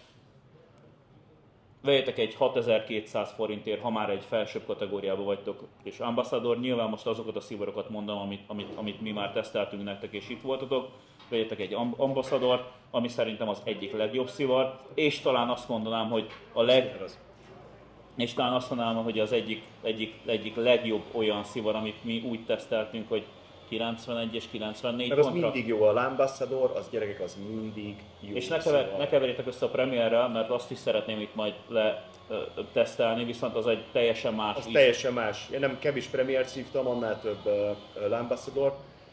Tényleg azt mindig megemlítjük, mert annyira jó szivar tényleg. Tehát, hogy egy szivar kéne kiemelnem a számtalan nem Kubában készült szivarok közül, akkor a Ambassador lenne az első, tehát és mindig is ez az első, az egy parádés szivar. De hát ez is nagyon fontos. Nyilván ez már nem az árkategória. Tehát amint elmondtuk, hogy a low budget szivaroknál, hogy nem lehet olyan mondani, hogy szar szivar, és nem lesz olyan szivar, hogy 0 pontot érő szivar, nem lesz 100 pontot érő szivar se. Adott esetben, hogyha ezt már előre vetítem a minősítését ennek a szivarnak, nyilván ennek az árérték kategóriája fogja az, amit lehúz természetesen, és az árérték kategóriára fogjuk azt mondani, hogy ne haragudj, de nem adnék ki 100 eurót egy szivarért, és ne haragudj, az a szivar, amit megvettem 40-50 euróért, és nagyon nehezen adtam ki, mert szinte a lelkemet tépték ki azért az árért. Narancsos. És a mai videóban bemutatom, hogyan készül ez a nagyon szaftos, nagyon narancsos kuglóf. Igazán van, Dani Bakker. Most érzem, eddig nem éreztem, de kicsit ilyen, amikor meg van égetve narancs, ilyen nagyon jó. Nagyon iszonyatosan finom.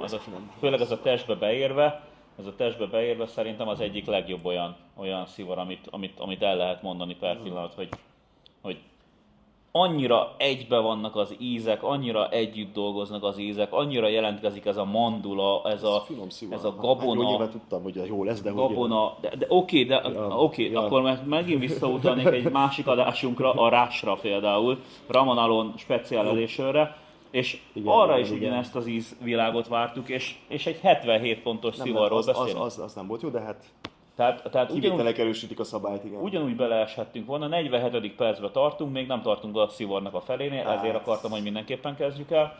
Nagyon jó az a szivar, de hát ez milyen jó lesz a szivar évek múltán, tehát tényleg.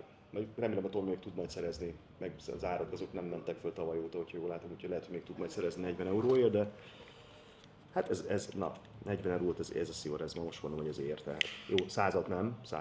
Nem, 100-at nem, de...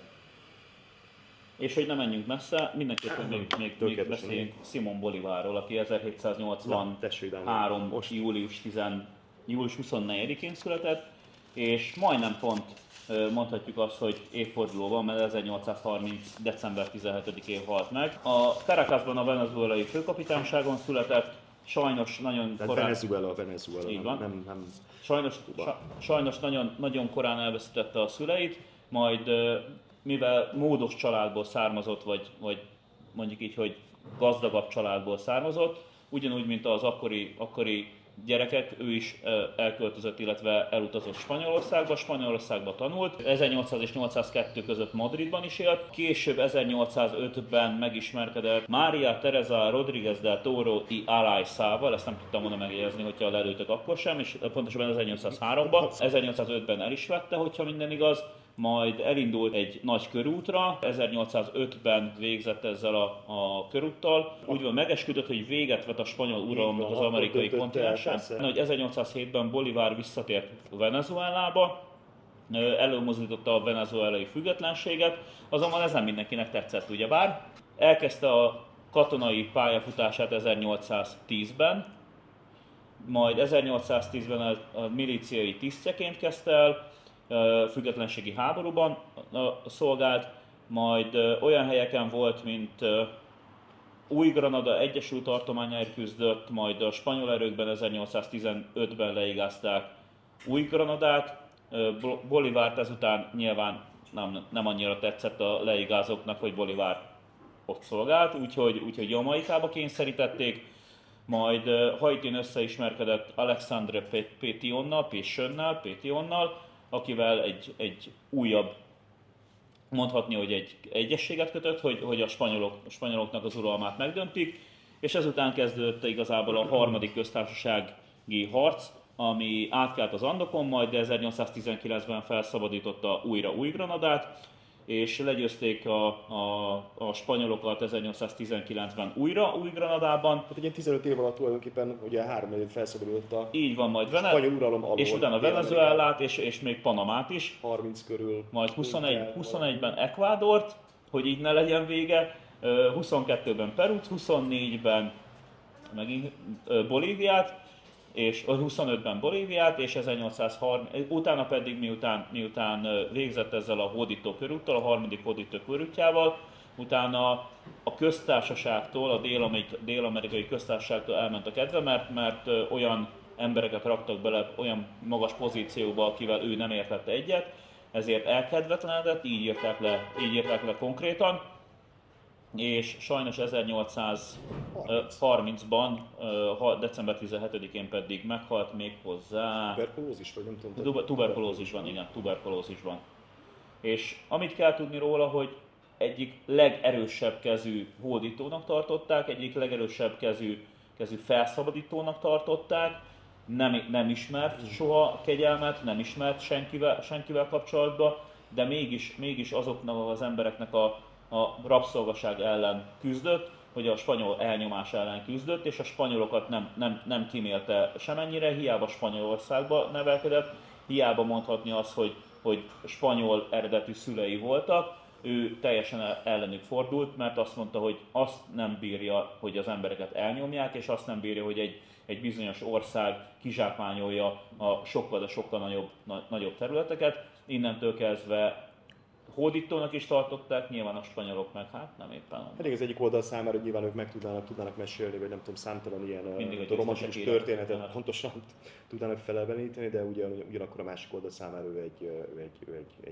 igazi ellenség volt, tehát valóban, tehát ez csak így nyilván ez volt az egyetlen módja, hogy keménykező, nem tudom, kalandor, illetve felszabadító volt, de köszönjük szépen, hogy megszületett a Bolívar szivarmárka. És ugye őt láthatjátok egyébként, a Dani ezt meg fogja mutatni, ugye a gyűrűnek a fő motivuma, illetve ez egy stilizált, ez igazából maga Simon Bolívar, Simon. Simon, ez tényleg nagyon-nagyon finom, ez egy... Na és amit még elfelejtettem mondani, hogy megkérdeztem annak idején az AJ-t, hogy mi a különbség az tehát a lakászás meg a standard tulajdonképpen blendek között. És azt mondta, hogy igazából nem használnak, jó, nyilván készítenek egy Libertadorhoz egy hozzáillő blendet, egy keveréket, de hogy nem használnak semmi ilyen különleges fermentációt, tehát igazából az élülés is ugyanúgy megy végbe. Igazából itt a különleges méretek miatt érdekesek az LCDH-s kiadások, illetve azt mondta, hogy jóval nagyobb figyelmet fordítanak arra, hogy hogyan sodorják, tehát azokat sem sodorhatja akárki. Ugye La Casa del Habano ez ez egy 25-6 évvel működő tulajdonképpen franchise, a világ számos pontján található. És 160 darab. Hát most már szerintem annál azért már több van, és lehet ugye ezekben a lakászákban lehet megvásárolni nem csak azt mondom, hogy a Urban Assassin-nek ugye a teljes portfólióját, hanem ugye vannak ezek a LCD-s kiadások, ugye említettem a Libertadort, a Bolivar Libertadort, ami tényleg egy nagy szivar, az egy nagy szivar, viszont tényleg így az is nagyon krémes, nagyon intenzív, de nem egy erős szivar, nyilván a méretűből adódóan sem. Ugye ezzel szemben ugye sok esetben, ami nem Kubában készül, és vannak tényleg ezek a nagy méretek, tehát ilyen Gordo, Double Gordo, vagy a Double Robustók, ezek jóval, ott tényleg van egy tehát nagy szivar, ott számíthatsz arra, vagy gyakrabban számíthatsz arra, hogy ez egy erős szivar lesz. De azért még hozzáteszem, Dani, hogy ezért voltak még különleges bolivárok, amire így nagyon-nagyon szívesen emlékszem vissza. Ugye volt neki, képzeld el, egy 2009-es, jól emlékszem, volt egy Pöti Bellicózójuk, egy 2009-es, ugyanúgy a standard dobozból lehetett vásárolni, 25-ösével, pici kis, tehát kisebb, mint a Bellicózó, ugye hát Pöti Bellicózó, vagy Short Bellicózó, nem tudom pontosan mi volt, de 2009-es limitált szériás, az biztos. Elképesztően jó szivar volt. Ugye a másik limitált szériás, ami szerintem tényleg ugye többen is azt mondják, hogy ez egy legjobban sikerült limitált szériás Bolivar, illetve abban az évben, amikor kiadták, ez 2014-ben volt, az egy ilyen, hát nem tudom, az év az elég jól sikerült, mert ugye kijött a Robusta Supremo, a Cohibától, kijött a Bolivartól a Super Corona, ami szintén egy ilyen, ez egy nagyon vékony formát van, és egy Hermozóvitól a 140, 14 cm hosszú és 48-as gyűrűmérettel, tehát tényleg mint ennek egy kisebb változata.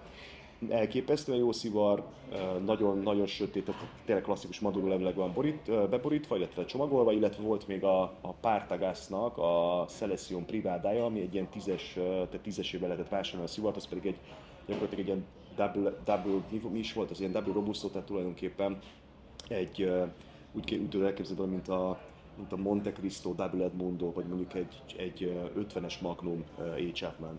Ja, meg volt a 2018-es Soberano, ami egy nagyobb formátum, az is fantasztikus volt. Tehát egy Bolivar limitált szériák, regionális kiadások, szerintem mindig szinte jól sikerült, úgyhogy csak így tovább. Urban Assassin. Nekem most jön egy kis enyhe bors retróba, nagyon pici, vagy talán paprika, nem tudom még azonosítani, de hogyha talán intenzívebb sokkal, de ez nagyon finom ez a szívó. Be kéne lőni, akkor talán fehér borsra mondanám. Nem, abszolút, inkább fehér borsos, tehát azért meglepő, vagy illetve a Partagasok. Viszont nem bántó, hanem ez a fehér bors, viszont sokkal jobban kiemeli a krémnek a kellemes, ez egy nagyon, hát igen, pontosan.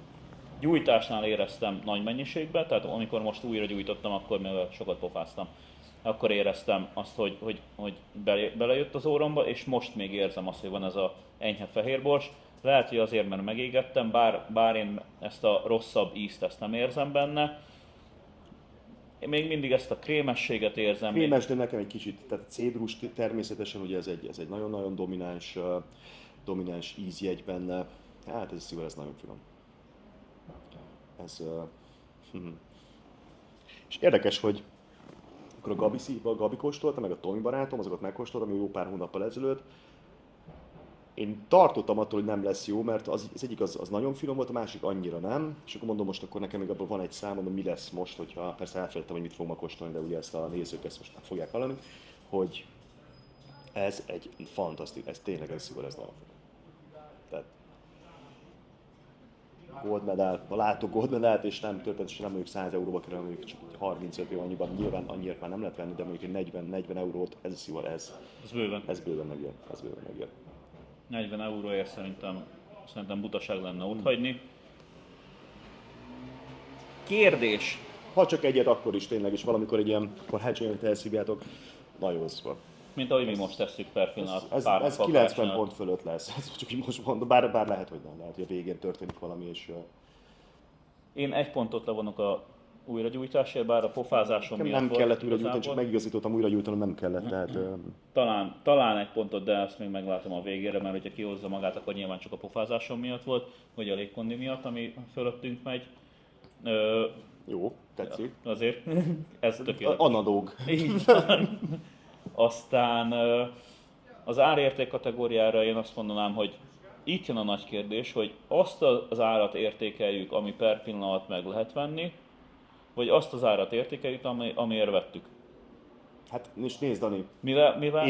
én 40 euróért fizettem, és 39,99-et fizettem ezért a szivarért, én nem azt fogom, nyilván nem nézhetem azt, hogy most a 100 fontos szivar. Tehát jó, persze, tehát hogyha mondjuk jövő héten kéne megvásárolnom 100 euró, eleve nem, valószínűleg nem venném meg.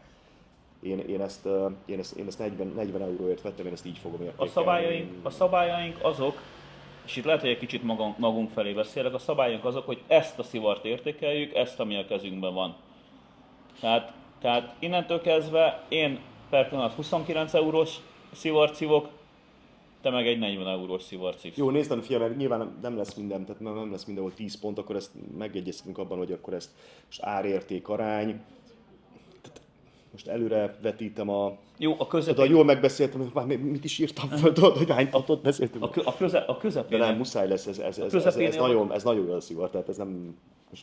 De most legyünk őszinték, a közepénél vagyunk. Azt mondtad, hogy nem lesz 100 pontos szivar. Egyetértek vele. Nem lesz 100 pont. De ez mire fogunk... csak 3-at szívtam. Mire fogunk levonni? Mert hogy én per pillanat nekem ez... Dani, most le tudunk vonni, tehát azért mondom, hogy valamiből Jó. Megint kicsit utazunk az időben. Tegnap megkérdezték tőlem is, pont a Dominik ott ült. És megint Dominik, ugye mondtuk, hogy Dominik, megint rólad beszélünk. Így van.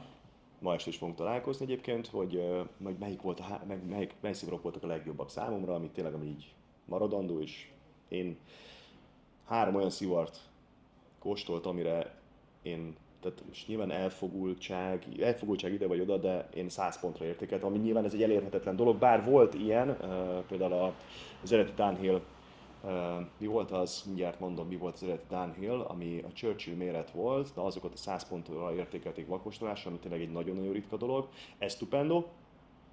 3 ilyen szivar volt az életemben, persze sok 98 pontos, tehát amit elszívtam, és azt mondom, hogy ez nem lehet kevesebb. Nyilván ott az árérték arány, tehát ott azt nem nehéz volt vizsgálni, mert ez egy vintage szivar volt, tehát ugye most megnézzük, hogy mennyi volt akkor, még lehet, hogy volt 2 font, vagy annál kevesebb, még 5 font, most meg mondjuk lehet, hogy 4-500, tehát nincs értelme összehasonlítani. 3 ilyen szivar volt az életemben, volt egy Partagas D4-es, 86-ból, arról még van is fotó, az elképesztő jó, ezt még a Marks Clubban szívtam el még 18-ban. Abban még van egy szálam, azt nem tudom, azt mondani, magammal viszem, hogy mellén lesz temetve, mint a régi szép időkben, ez a kar, meg stb. Andy Vajna. Ja, na, látod. Például ő a szivarjaival volt eltanulva. Igen, ezt valószínűleg el fogom az még azelőtt szívni, ez volt az egyik, akkor a másik, amiből már 2 is ezt, és mindegy 2 100 pontra értekem, tehát 4 szivar, de ez 3 különböző, az egy Romeo Julieta Churchill 87-ből. Gyönyörű szépen, abban az időben a tubus még annyira, tehát most már ilyen fehérpiros tubusban van bent, akkor tényleg tehát nagyon jó minőség volt maga a tubus, és hát a szivarról nem beszél, mai napig mindig hazamegyek, kihúzom, és gyerek olyan illata van, hogy elképesztő tényleg, tehát ilyen kis egyszerű gyűrű, csak annyival rájön, hogy Churchill, nincs rajta maga a Romeo Julieta tulajdonképpen felirat, csak annyi, hogy Churchill. Ez volt a második, és akkor legyen akkor meg hát a harmadik az meg a Monte Cristo, ez a Monte Cristo, amit hoztam, igazából amit kibontottam, amit kóstoltunk, a 84-es Especial. Ezek a szivarok, gyerekek, ez olyanok, hogy jó, nyilván ez kell az, hogy kóstolj vintage szivart, meg hogy tud értékelni, mert sok ember számára ez azt mondja, hogy bekóstol. De ez is egy ilyen szivar, most lehet, hogy sokan megkóstolnak, azt mondják, hogy hát ez annyira nem fűszeres, és nekünk elhihetitek, ez egy tökéletes bolivár, ez egy tökéletes példa, hogy bolivárnak ilyennek kell lenni, és tényleg egy nagyon jó bolivár, ez pontosan ugyanilyen, mint ez. De ez 3 szivar, Dani, ezek tehát tökéletesen éget, 40 év után is úgy nézett ki, mint hogyha akkor vették volna, nem tudom ki a sütőből. Léteznek ilyen szivarok. Meg hát maga a dinamika, meg hogy elszívtad a végén, és ugye amikor azt mondod, hogy jó a szivar, akkor még vigyorog az embertől, és akkor szívod, és csak azt látod, hogy vigyorog a másik, és akkor nem azt kérdezed meg, hogy fiam, ilyen vagy érted, nem tudod azt, hogy azért mosolyog az ember, mert fantasztikus az a szivar, amit kóstol. Hát ez ja.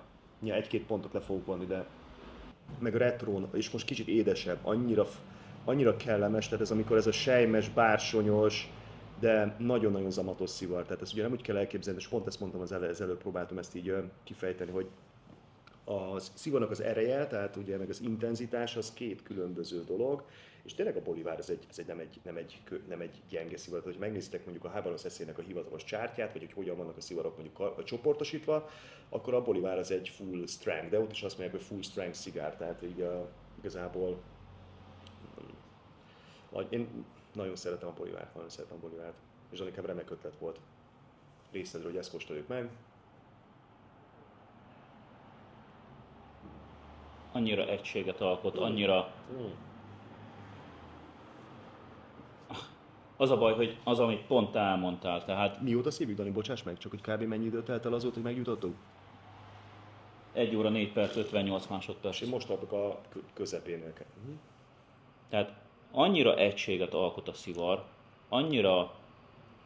Semmi nem hiányzik belőle, ugye? Tehát tehát ugyebár egy ételnél, ugyan szokták mondani, hogy legyen benne édesség, legyen benne test és legyen benne sav, ami egyszerre hozza ki ezt az egészet, és megvan benne az édesség, a test, én azt mondanám, hogy ezzel a... Most egy kicsit sós is, fantasztikus. Ezzel a mogyorós, ezzel a mogyorós, diós, talán már egy kicsit ez a mandula, ez nekem inkább már dióba váltott per pillanat, van benne egy bőr, ez a cédrusosság, ami inkább... Igen, meg ez a dióhéj, a nyers diónak a héj, tök érdekes, nagyon érdekes szivar. És mellette jön a sav, az a narancsnak a citrusos sava, ez annyira egybe dolgozik, annyira tökéletes keretet alkot ennek a szivarnak, és ahogy te is elmondtad, sajnos ezt és a sajnost ki kell emelni, sajnos én ezt ajánlanám egy kezdőnek is,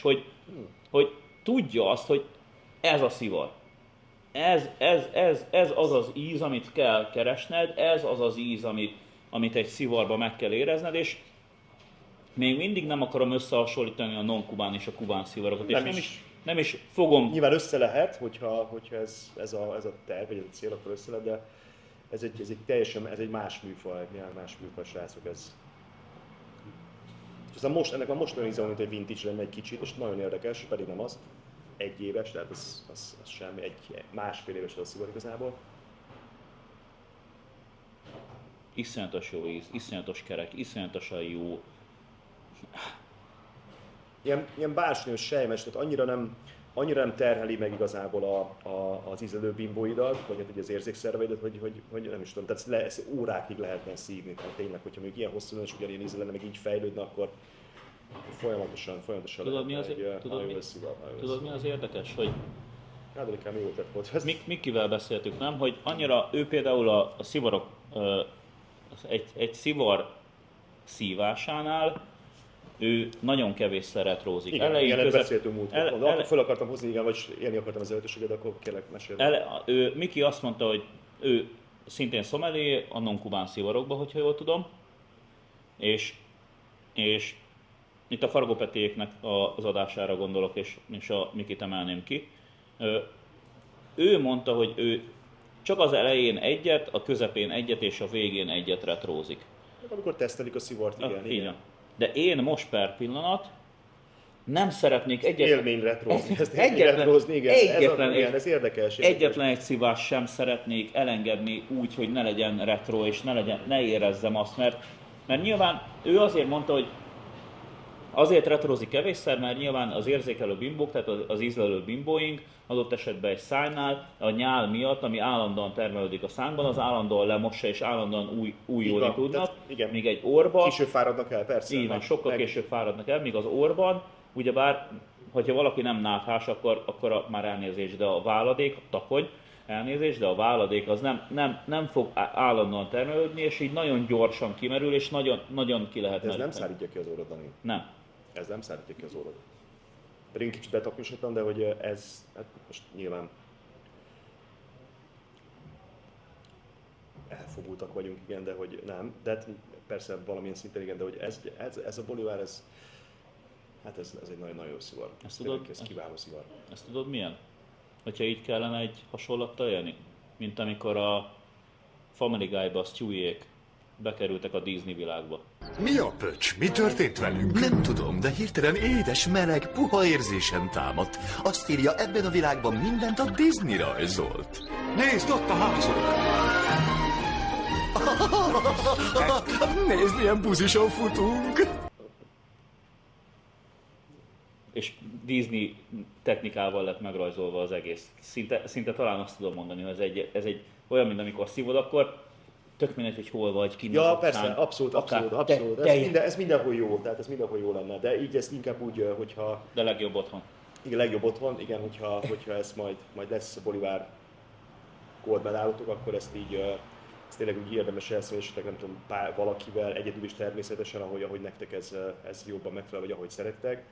De ennek időt kell adni ennek a szivarnak, és ugye ez is az a tipikus az a szivar, amit, ugye ezt is már számtalanszor elmondtam, illetve javasoltam, hogy ez nem az a szivar, amit sietetni lehet. Tehát ezt nem lehet úgy elszívni, sőt, el lehet szívni természetesen, de én senkinek nem javasolnám azt, hogy mondjuk meggyújtja, és azt mondom, hogy jó, figyelj, akkor egy óra, vagy mint a másfél óra, itt azért, tehát most szívjuk több mint egy órája, nekem még szerintem egy óra vissza van belőle, de hogy ez a szivar, ez annyira finom ez a szivar, hogy ez véteklen erősen szívni, mert megint mi történik, nagyon túlságosan felmelegszik, megég a levél, kellemetlen ízlés, hogy az íz, azt igazából az beszívja a szivarnak igazából még az a rész, amit nem szívtatok el, tehát illetve maga a levél, és kellemetlen lesz, ezt nagyon lassan kell szívni, Dani, az enyém az tökéletesen ég, tehát ez egy...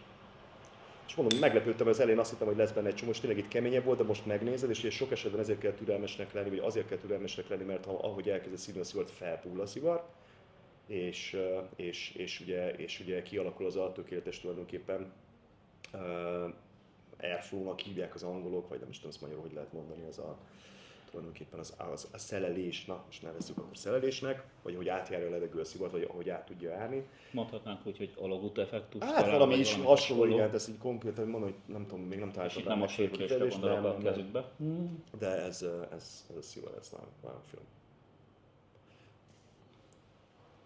Hol tartasz? Nézzük már meg. Ez nem is innék semmit, Dani, tehát most csak azért mondom, hogy ez spoilerezem, ez semmit, tehát ez így... Hát még itt vagyok benne, tehát szerintem körülbelül egy tempóba szívjuk, jó, egy kicsit, neked van még mondjuk egy 3 mm forrod, de ehhez csak azért, hogy megkérem a Danit attól, hogy feltegye ezt a kérdést a végén, nem javasolnék hozzá semmit, tehát ez csak így élvezétek így önmagában, mondjuk egy kis vizet hozzá, de ez önmagában is egy kiemelkedően jó szivar.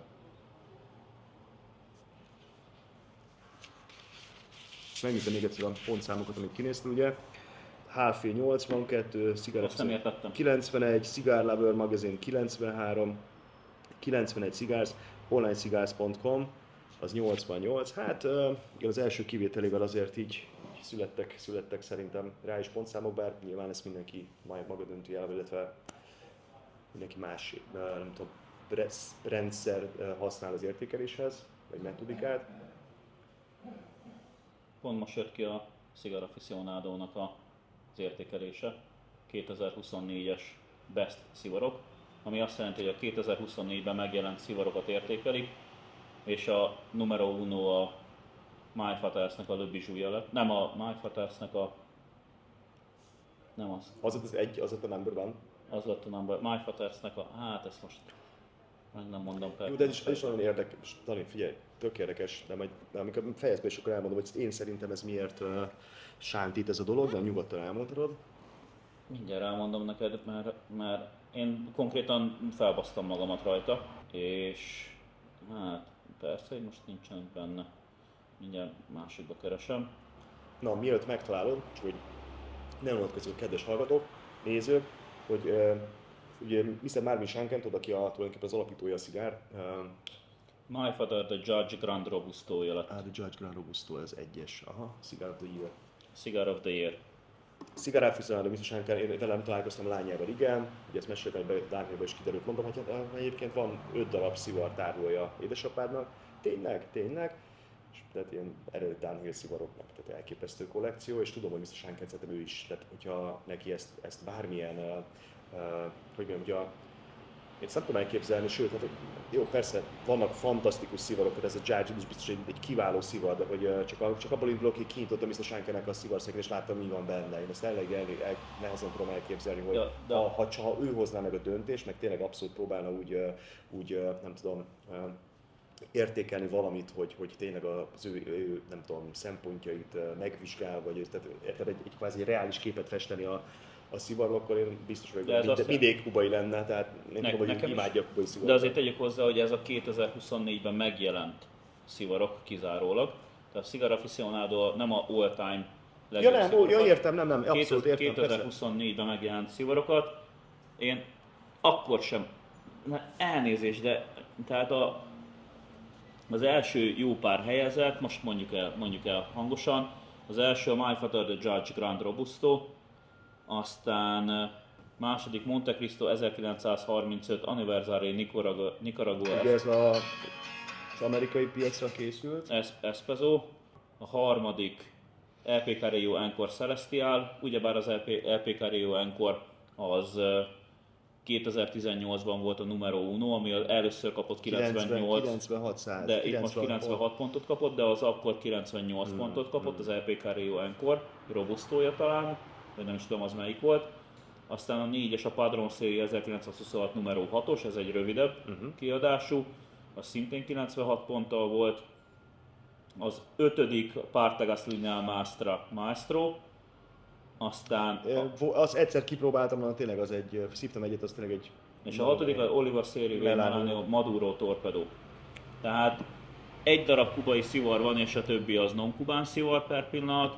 Tegyük hozzá, hogy nagyon szigorú körülmények között tesztelik a szivarokat. Olvastam a szivarnak az értékelése, vagy a szivar tesztelési metódusokat. Minden évben megjelenő szivarokat blind testingen pontozzák, és miután a legjobb pontot, amit megkapta az első 100 darab, azt hiszem 100 darab, azt a 100 darabot újra szívják évvégén szintén blind testingbe, és adnak egy pontot, és ennek az utolsó pontozásnak az eredménye az, ami kiadja az egész végeredményt, amire azt lehet mondani, hogy az év szivarja.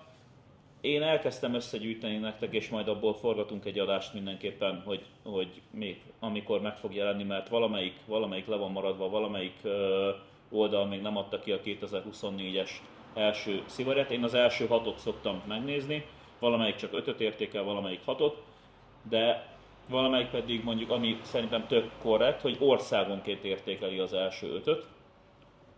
De az korrekt, igen. Az sokkal korrektebb. Viszont rettentő sok oldal csak azokat a szivarokat értékeli, amiket ő elad.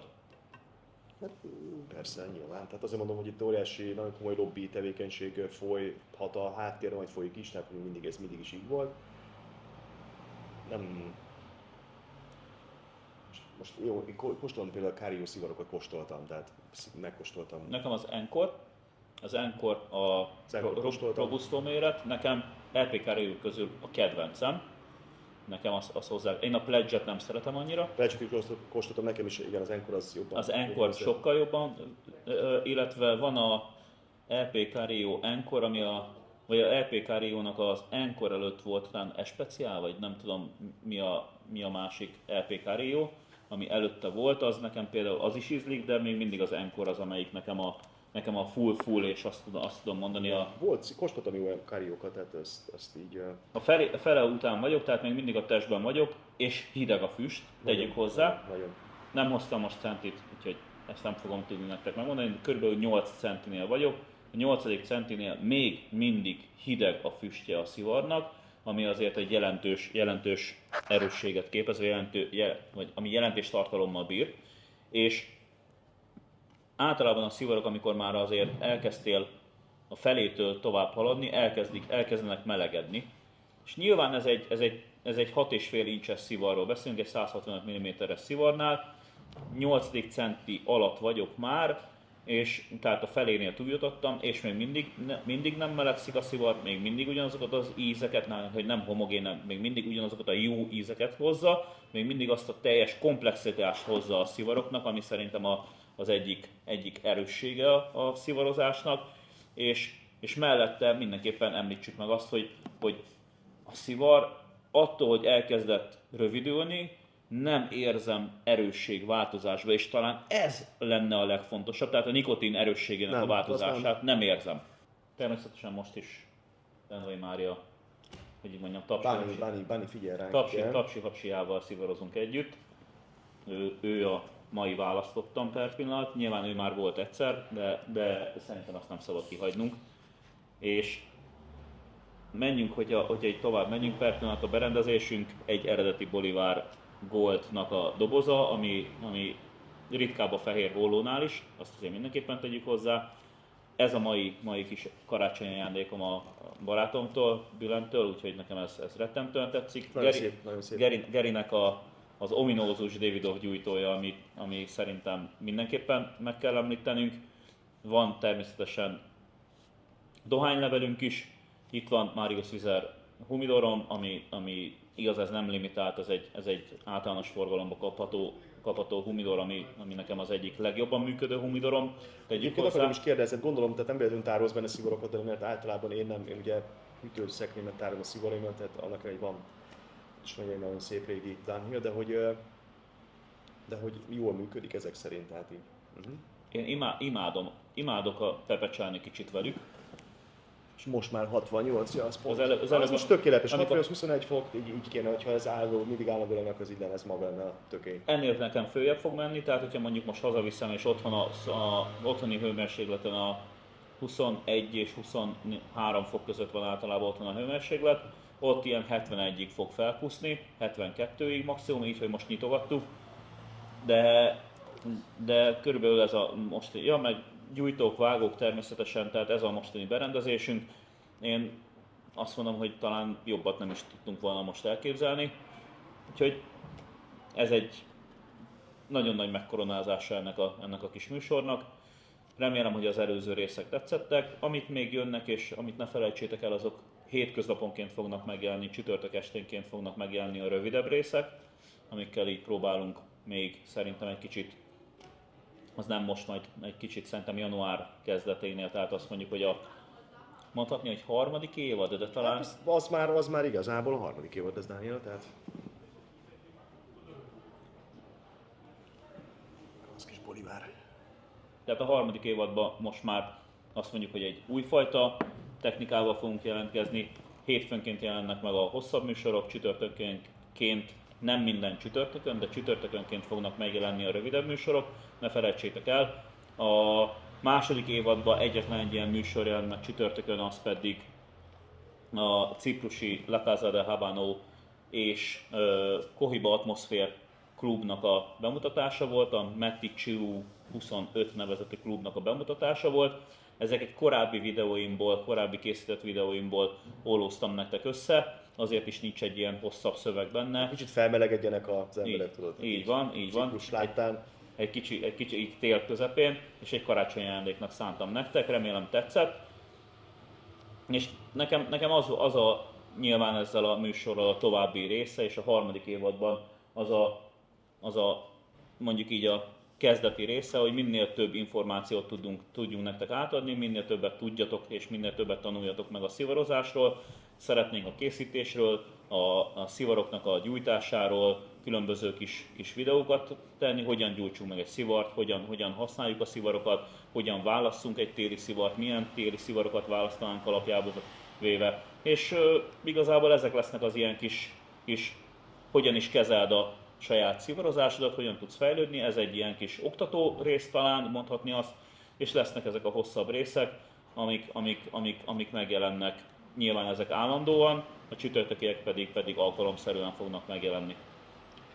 Nekem ez remek kezdeményezés, illetve abszolút támogatom. Nem, megint a szivarról kell, hogy beszéljek egy kicsit, hát nehéz itt már bármit is mondani. Mondom, tökéletes az égés, fantasztikus, tehát nem tudok, nincs. Tehát ez amikor nehéz nem tudok fogást találni, mert hogyha akarsz, sem biztos, hogy tudsz. És tegyük hozzá, hogy 1 óra 24 perc a 1 óra szívük 24 percig a szívük összivart, és ez egy 165 mm hosszú szivar, tehát 16,5 cm annyira nem hosszú.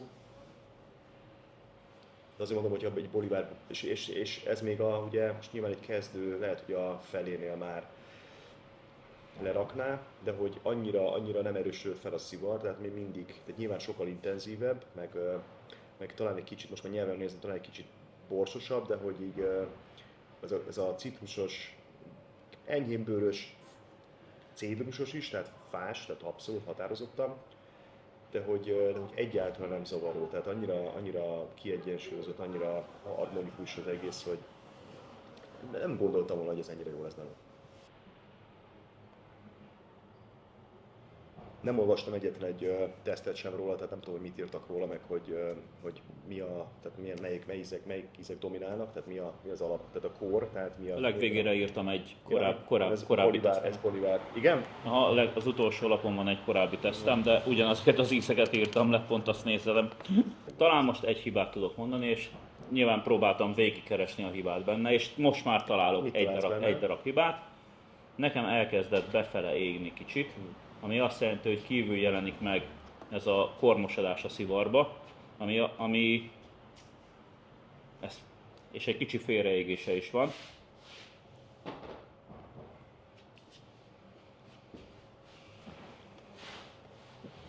Ezt talán látjátok így. Ja, igen, értem. Tehát belülről ég, igen. Tehát Belülről ég, nem pedig kívülről, úgyhogy én ezzel egy kicsit javítok is rajta. Így végre megvan az első pont, amit biztosan le tudok vonni. Szurkoltam, hogy meglegyen. Tehát nincsen égés, nincsen ez a megégett íze, nincs az a tipikus ilyen... Tehát mindent sokkal intenzívebben érzel, de úgy amúgy egyébként, az enyém az most talán kicsit fásabb lett, de hogy annyira nem úgy fűszeres, hanem inkább ez a kicsit ilyen fanyar fás, tehát ez egy... Általában a hosszabb szivaroknál szokott jelentkezni az, hogy a legvégén elkezd befele égni a szivar, tehát ugyanígy, ahogy nekem is most, amint láthattátok a videóba, hogy elkezd befele égni a szivar, és talán a külső részét annyira nem fog, tehát a kötő és a borítólevél az nem fog annyira együtt dolgozni a töltőlevelekkel, mert a töltőlevelek elkezdenek egy kicsit beljebb égni. Nyilván ilyenkor a megoldás az, hogy azt próbálod egyensúlyozni, hogy milyen ütemben szívod a szivart, milyen gyorsasággal szívod a szivart, mert abban a pillanatban, hogyha ezt érzed és elkezded egy kicsit jobban szívni, fennáll az a lehetőség, hogy még jobban beég a töltőlevél, vagy kiegyensúlyozza magát. Hogyha ezt akarjátok megelőzni, akkor nyilván egy ilyen kis megpörkölés azokon a részeken, amik nem égtek le, azzal ki tudod hozni biztosan egyensúlyba, és talán ezért is mondhatni azt, hogy most már a konstrukcióból le tudok vonni egy pontot. Talán. Meg még egy érdekes, nem is észrevétel, hanem ezt én tényként kezelem, hogy megnézem, hogy a Roy Summer, aki a David of UK-nek az igazgatója, és ő mondta, hogy Ki? Roy Summer, David of UK, nézz utána, légy szíves. Egy holland, fantasztikus ember egyébként, tehát tényleg ő is elképesztő tudással rendelkezik, és a Roy mondta annak ide, amikor ugye kinyitottuk a Number 6 Cavendish-t, és akkor hogy ott volt ugye az egyik legnagyobb, tehát talán nagyobb készletük volt Davidovon, mint az Edieknek, vagy legalább annyi, vagy legalább akkora, és Roy mondta, hogy a Davidov szivaroknál ott 30%, tehát az egész teljes ízprofilnak a 30%-át a borítólevél adja. Jó, nyilván ez mérettől függ, de hogy 20-30%, és emlékszem, hogy Kubában, kubai szivaroknál, ott, és ez egy kubai kedves ismerősöm mondta, aki nyilván egy nagyon fantasztikus szakembernek, tehát nagyon nagy tudással rendelkezik, és ő azt mondta, hogy ott az ilyen 7-10%, tehát ott az elsőleges szerepe, meg ugye nyilván ott nem látsz ilyen nagyon-nagyon, például ez a broadleaf, tudod, ami látod, hogy mint egy milliméter, jó, nyilván nem egy milliméter vastag, de látod, hogy határozottan vastagabb, mint bármelyik másik mondjuk borítólevél. Viszont a kubaiaknál ez inkább tényleg itt csak én azt mondom, az elsőleges feladat az, hogy legalábbis régen ez volt, hogy az esztétikai tehát értéke legyen jóval magasabb, tehát mindig azért jó csodálatos levelekbe csomagoltak, de ugye mondtos, megnézted, jó vintage szivar, elvékonyodik a levél így az évtizedek alatt, de hogy sok esetben olyan vékony levelet használnak, hogy tényleg ilyen hajszál vékony, majd hogy nem átlátsz a borítóleven, hogy átlátnál, hogyha mondjuk így a kezedügyébe kerülne egy darab, mielőtt beborítják vele az adott szivart. De hát igen, nyilván a töltőlevelek, tehát kubai levél azért teljesen más, meg azért, és tényleg Dani, gondolom egyetértesz meg te is, Gabi, hogy azért csukott szemmel megmondod, hogy kubai vagy nem, azon nem, és azt mondom, hogy lehet, hogy azonnal, de mondjuk azt mondom, hogy egy pár pöffentés után biztos.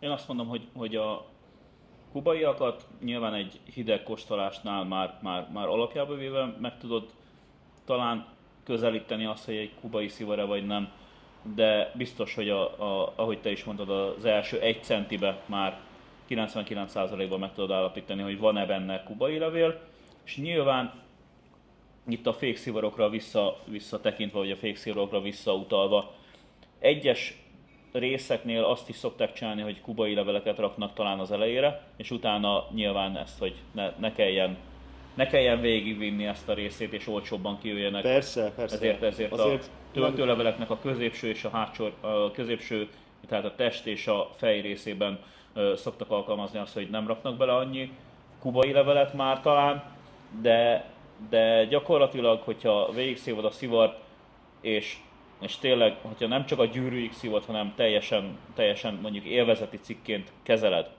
és elmész talán a legvégéig itt a fejrészig, ott fogod azt érezni, és érezteti magát, a szivar érezteti azt, hogy ő ténylegesen kubai levelekből van, vagy nem. Tehát igen, ez nagyon érdekes, amit mondtál, és ezzel maximálisan egyetértek.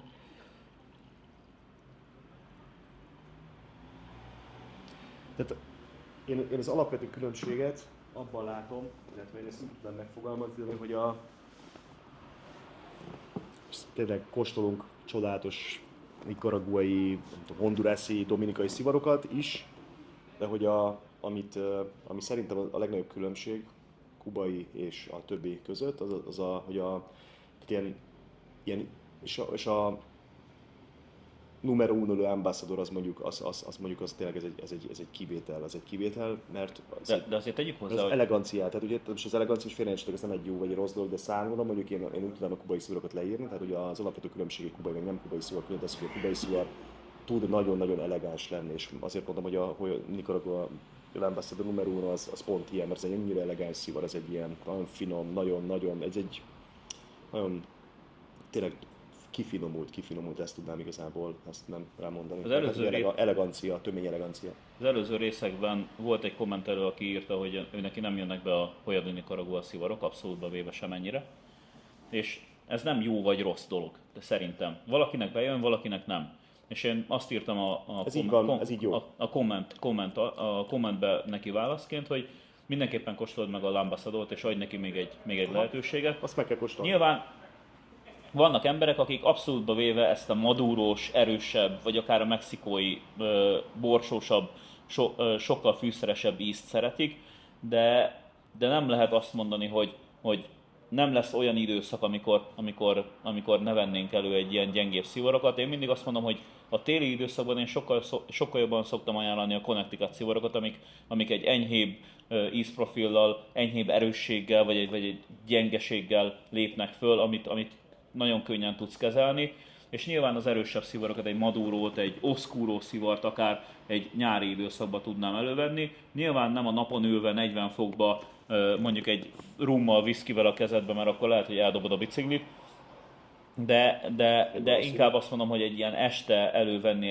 egy oscuro szivart, azért az szintén fel tudja dobni a kis hangulatot, sokkal több ízt tud adni, sokkal jobb érzéseket tud kiváltani, és nyilván nyáron, amikor nem arra összpontosítasz, hogy ne fagyjál rongyá a hidegbe, akkor sokkal jobb az, hogyha egy ilyen könnyebb, vele az érzékeiddel sokkal könnyedebben bánó szivart fogsz elkezdeni szívni, mert az nyilván egy olyan irányba tereli az ízlésedet, és olyan irányba tereli az idődet is, hogy nem fogsz megfeszülni a szivar alatt, és nem lesz eshetősége egy jobb, vagy egy rosszabb, hogy így mondjam, behatásnak. Kivágjuk. Mármint a hangot? Nem. Neked milyen volt amikor pár hónapja szívtál, Gabi, egy Bolivár Goldot? Itt szívtad el, ugye az? Igen. Milyen volt így? Vissza tudsz emlékezni? Persze.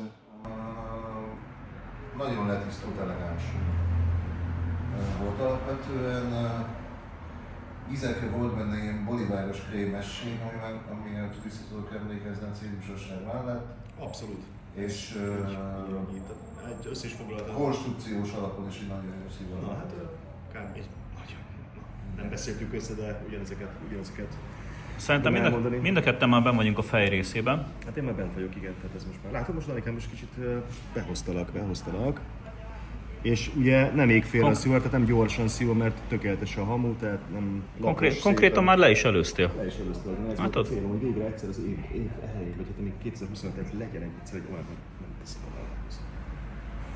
Nekem annyira jó a szivar, hogy szívnom kell, tehát nem sietek. Tehát nem, ízben ez a citrusosság, ez a narancság nekem most már eltűnt. Sokkal jobban előtérbe lépett a kávénak az íze, cédrus megmaradt, a krém megmaradt, ami nagyon érdekes, hogy a legvégére is megmaradt a krém.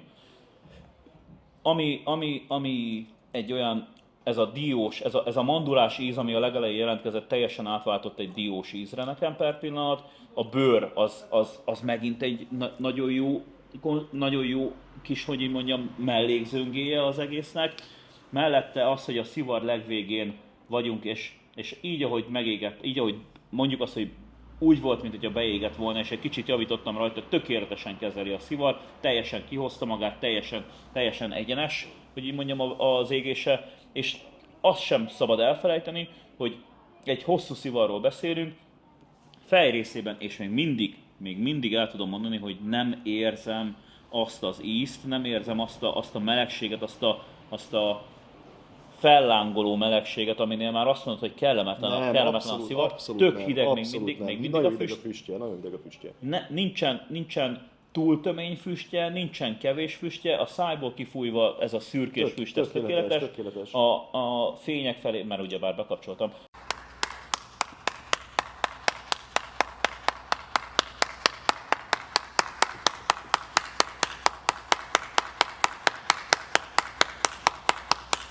A fények felé nézve, hát ez nagyon szép, fények felé nézve még mindig van ez a kékes füstje, a tiédnél lehet látni per pillanat, és ezt meg is mutatom nekik, vagy a nézőinknek.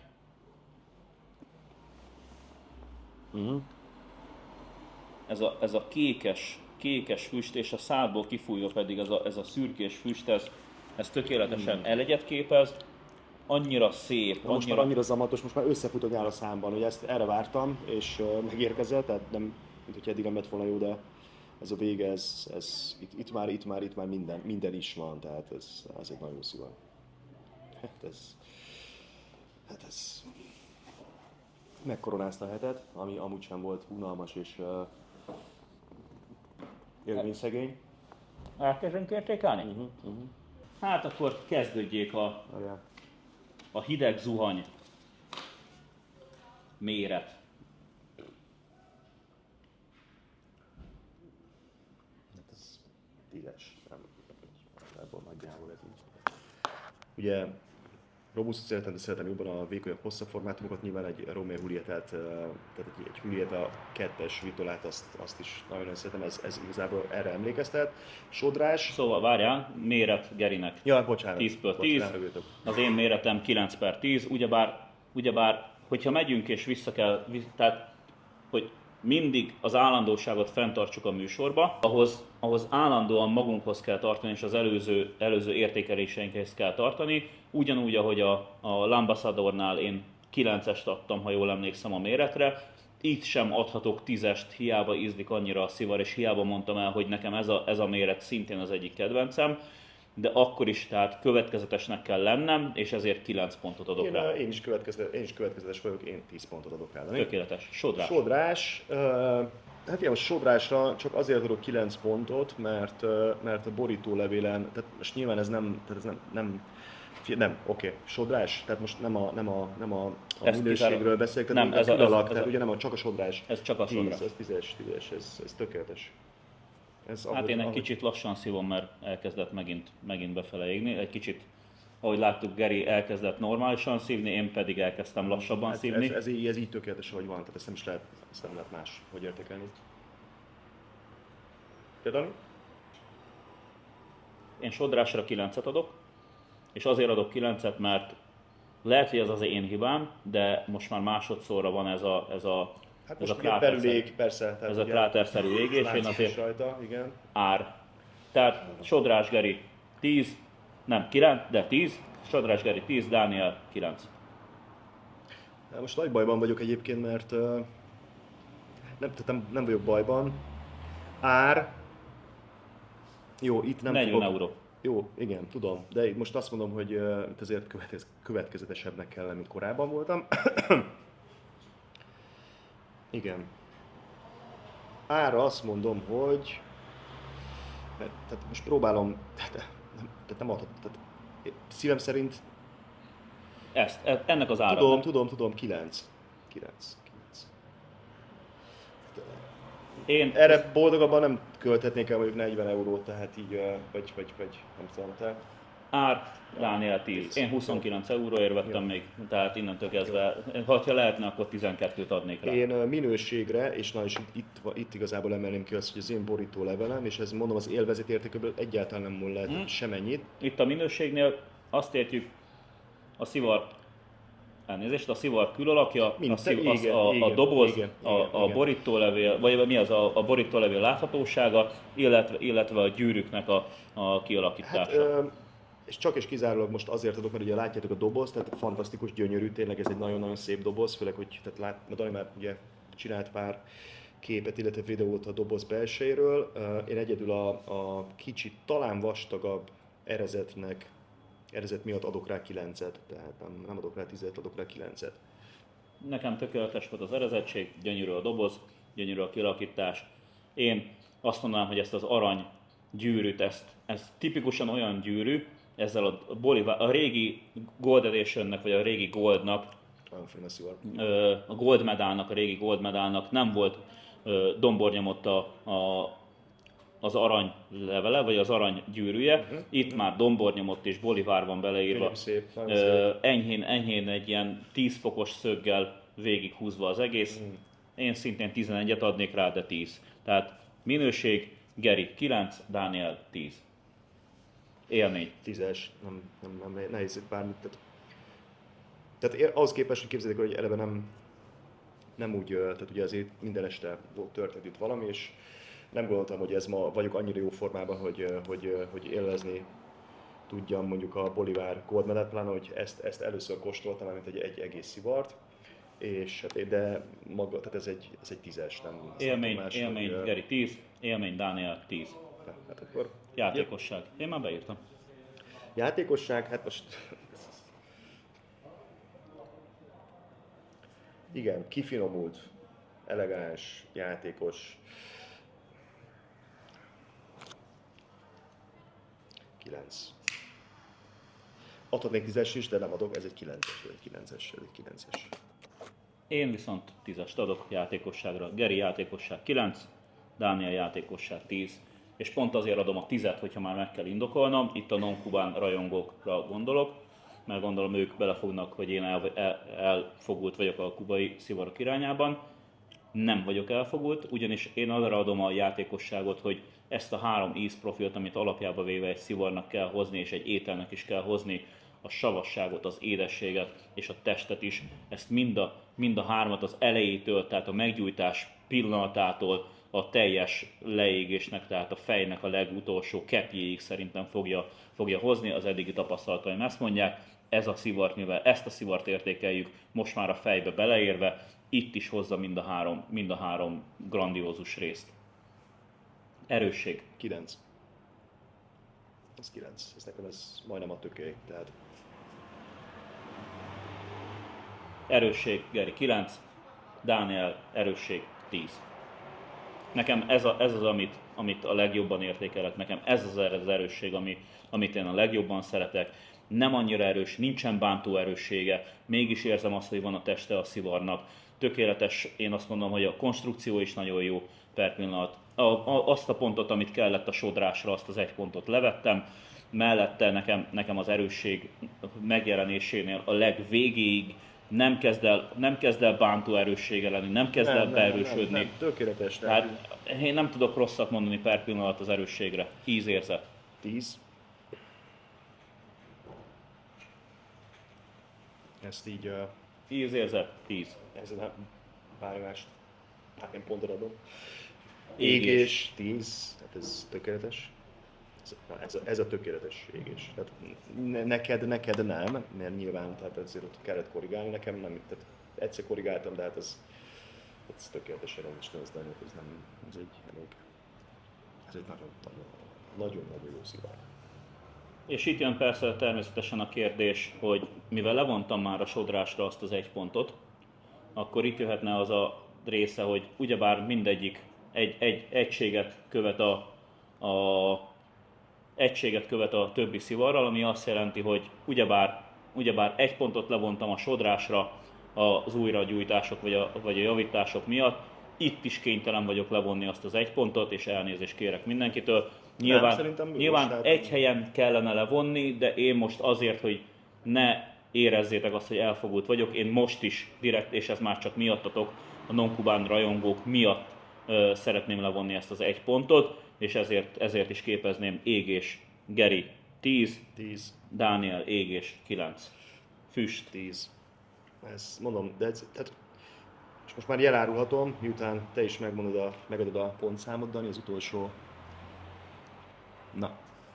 Geri, Füst 10, Dániel, Füst 10. 96 mondanom. 1, 2, 3, 4, Geri, szumma 96 per 100.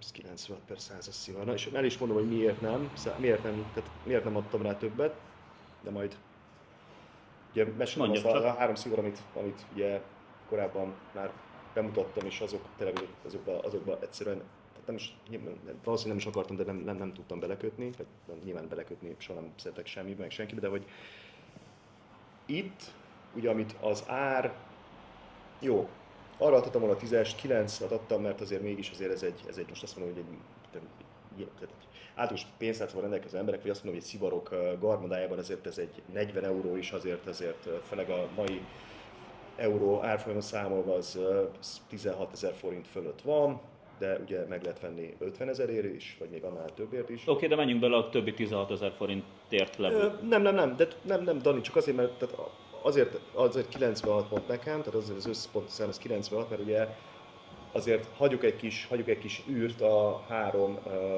általam 100 pontosra értékelt szivar, ez sincs messze tőle, tehát érted, de próbáltam így. Az a baj, hogy szerintem a műsorban azt a 3 szivart nem fogjuk tudni elszívni. Nem fogjuk elszívni, tudom, de hogy ezek azért emlékek így feltolulnak bennem. Az erősség, jó, az is 9-es, de hát az már az 1 pont, a játékosság is lehetett volna 10-es, de hogy nekem azért ugye ezeket is figyelembe nem kellett volna, de figyelembe vettem. Időt tartam, tehát nem tudom, most így szívig másfél óra, Danikám, vagy mennyi, 2, vagy hol tartunk? 1 óra 51 perc. 1 óra 51 perc, tehát na most igen. 1 óra 51 percig kóstolsz, vagy élvezel egy ilyen szivart, hát ez Geri is megindokolta. Jó, nem tudok más mondani, tényleg Geri is megindokolta. Speechless vagyok. A méretet én megindokoltam nektek, hogy mivel az Ambassadorra is 9-et adtam, ezért ez is 9. A sodrás nekem, amit már említettem is, hogy azt mindenképpen le fogom vonni 9, és a sodrással együtt élő levonás az égésnek a levonása is. Nyilván nem lehetett volna, mert az égéssel nem volt bajom, egyszer elaludt a szivar, de mivel kétszer kellett javítanom... meg csak a Gabikának, hogy kóstolja meg a végét, hát ez nagyon van. Hát, lefolytam egy D4-es pártnekasszal, D5-ös. Tehát nekem gyakorlatilag a 3 pontot, amit levontam, azt mindegyiket megindokoltam nektek, és igazából adhattam volna 98 pontot, mivel 1 pontot levontam már az újragyújtás miatt, ezért mivel levontam, azért már nem lett volna kötelező, tehát igazából egy 98 pontot is adhattam volna. Gyakorlatilag, hogyha megnézzük, én ezelőtt 3 vagy 4 kávés. 3 vagy 4 szivart, hogyha... De jó, az szivart. Szerintem 3 vagy 4 bolivárt szívtam, és én mind a 3 vagy 4-re 100 per 100-ot adtam. Nekem mármint a New Gold medálra. Én eredeti, tehát sima gold medált én nem szívtam, sajnos nem volt hozzá szerencsém. Ha valakinek van és azt megkínálna, azt megköszönném. Come on, Kitty. You've got to trust me. Wait, what's going on with his eyes? Oh, they're getting bigger. Oh, Kitty! You gotta trust him. Look at those eyes. De ez a ez a gold medal volt az, amelyik, ez a new gold medal volt az, amelyik nekem eddig 100 pont volt, én direkt nem nyilatkoztam a műsor végéig És erről. Dani, ez szerintem ez így... De nekem az mind a 3 100, és itt direkt, hogy érezzétek, hogy az elfogultságot itt teljesen félreteszem, és nyilván azoknak egyet elszívtam a La Casa de Havanóba, Ciprusba, aztán egyet elszívtam, elmondom nektek, a Szegedi Szivarklubban, a La Fumée-be, és még egyet elszívtam otthon, úgyhogy nekem így ez a 4. szivar, amit elszívok a New Gold medálból. Ja, tehát ez egy, hát csak ajánlani tudom tényleg, tehát ez egy nagyon jó szivar. És ez milyen lesz évek múltán, gyerekeket, ez, és jó, nyilván ezt most folyamatosan lehet vásárolni, hogyha valakinek megadatik, hogy mondjuk egy dobozzal tudjon belevenni egy pár szálat, akkor ez ebből még. Ez nem mondtam, hogy akármi is lehet, ez még ennél csak jobb lesz. Lehet. Nyilván egy átlag ember keresetéhez ma megnézzük, akkor a 40 eurós szivar, ahogy mondtad, vagy legyen 29 eurós, vagy hogyha már láttuk, az 80 fontos szivar Angliába, az nagyon drága. Én 80 fontot nem adnék ezért a szivarért, és hogyha 80 fontért kellett volna most ezt letesztelnem, akkor az ár az erősen 5 és 6 köré tartozna, 5 és 6 pontot kapott volna. Nyilván a többi az ugyanígy élt volna, sőt akkor viszont bátrabb lettem volna, tehát az égést akkor nem 9-esre, hanem 10-esre húztam volna, vagy a sodrás 9-esre és 10-esre, tehát egyel följött lennék, akkor mondhatnám azt, hogy egy 98, akkor 93 pontot kapott volna csak a szivar. De gyakorlatilag, hogyha ezt nézzük, én per pillanat úgy gondolom, hogy ez a szivar reálisan értékelve, ez a 97/100, az én esetemben, Geri esetében a 96/100, ez tökéletes, de hogyha visszatérve az eredeti mondanomra, hogy ha valaki megteheti azt, hogy vesz egy 16 000 forintért egy szivart, per pillanat így kinézek a Gáborra, hogy 16 000 forintért most milyen szivarok vannak, talán. Hát a Essence Ambrosia, a Kazdagi nak a 25 évese, Davidoffok, a Kubában meg 40 euró környéken mondjuk egy Trinidad Esmeralda. Például az Esmeraldát nem pontoztam volna 98 pontra, volt hozzá szerencsém életemben 3-szor is, de az is egy nagyon jó szivar, de az nem kapott volna nálam 97 pontot. Nem, ez egy tehát itt, amit én kiemelnék, az elegancia, tehát ez olyan, mint egy tökéletes öltöny, tehát ez egy öröm felhúzni, meg nem tudom, meg így jól áll, tehát hogy ez nincs benne hibát, ez ilyen. És így haladva a fej részében sem változtatnám meg. Tehát nem az van, hogy most leértékeltük és most ezután lesz a szivar rossz, hanem pont az erősödik bennem, hogy ez a 97 pont még kevés is ezért a szivarért, mert most adja ki az, igen, most jönnek meg azok az ízek, amikre azt mondom, hogy Jézus, Atya, Úristen. Tehát, hogyha vártam volna mondjuk egy 5 percet, 10 percet az értékeléssel, akkor nagyon erősen 90-98 pont környékén lennék. Ez egy, hát igen. Ja, és szívnál belőle még egyet, Dani? Persze. Ahogy szoktam volt mondani, még egyet el fogok szívni akkor, amikor ezt a műsort felteszem. Nyilván otthon fogom ezt elszívni, hogyha nem hív meg valaki éppen egy olyan estére, amikor szivarozunk, vagy amikor megjelenik a műsor pontosabban, de én azt tudom mondani nektek, hogy ez egy all-time szivar, amit akármikor, akárhogyan el tud szívni. Nyilván én azt mondom, hogy egy csak jobb lesz. Nagyobb eseménykor próbáljátok meg elszívni, és hogyha tudtok egy 10-essel venni, akkor ne is gondolkozzatok róla, vagy ne is gondolkozzatok azzal kapcsolatban, hogy megveszitek vagy nem. Vegyétek meg, és nagyon-nagyon hosszú időre tegyétek el. És ha más szivart ki kell dobnia, idézőjelben ki kell dobni, el kell szívni helyette, akkor inkább azt mindenképpen.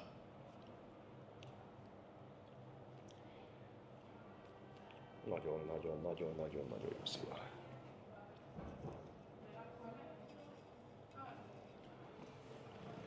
Most nyújtam először az öngyújtóhoz, hát megjutottam az elején, egyszer talán egy minimális kellett korrigálnom, de hát ez ritka az ilyen, tehát hogy így... Nagyon jó. végén most itt már megjelenik a borcs nálam, ami szintén nem bántó, ugyanúgy, ahogy eddig sem. Sokkal intenzíven jelenik meg a borcs, de nem olyan szinten, hogy azt mondanám, hogy ez mondjuk elnyomna bármilyen ízt. Nem mondom, hogy Geri fújt egy karikát. Nem mondom azt, hogy ez a szivar egy bántó szivar lenne, nem tudok rosszat mondani róla.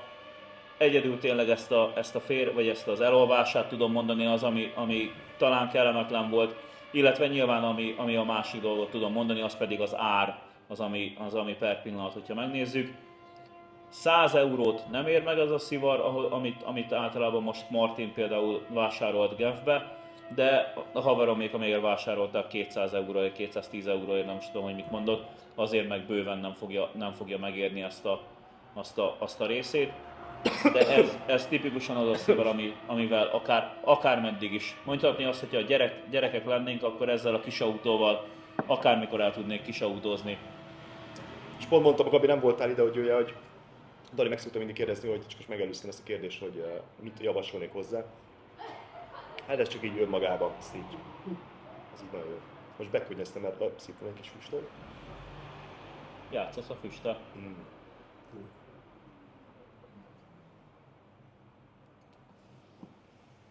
Szóval talán mondhatni azt, hogy ez a második évadnak az záróadása, és ezzel tettük fel az i-re a pontot. Ha minden igaz, ez a 17. vagy 18. adásunk, de majd ide ki fogom írni. És én nagyon szépen köszönöm azt, hogy követtétek a második évadunkat is. Nagyon szépen köszönöm. Ha volt olyan műsor, amit nem néztetek meg, akkor ajánlom figyelmetekbe, főleg most ebbe a újév és karácsonyi pihenő időszakban, hogy ti is megtehetek, mondjuk én nem, mert én végig fogok dolgozni. Nagyon szépen nyomkedő. Jaj, köszönöm szépen. Tehát, hogyha meg tudom tenni, akkor majd meg tudnám tenni, de én dolgozni fogok a két ünnep között is.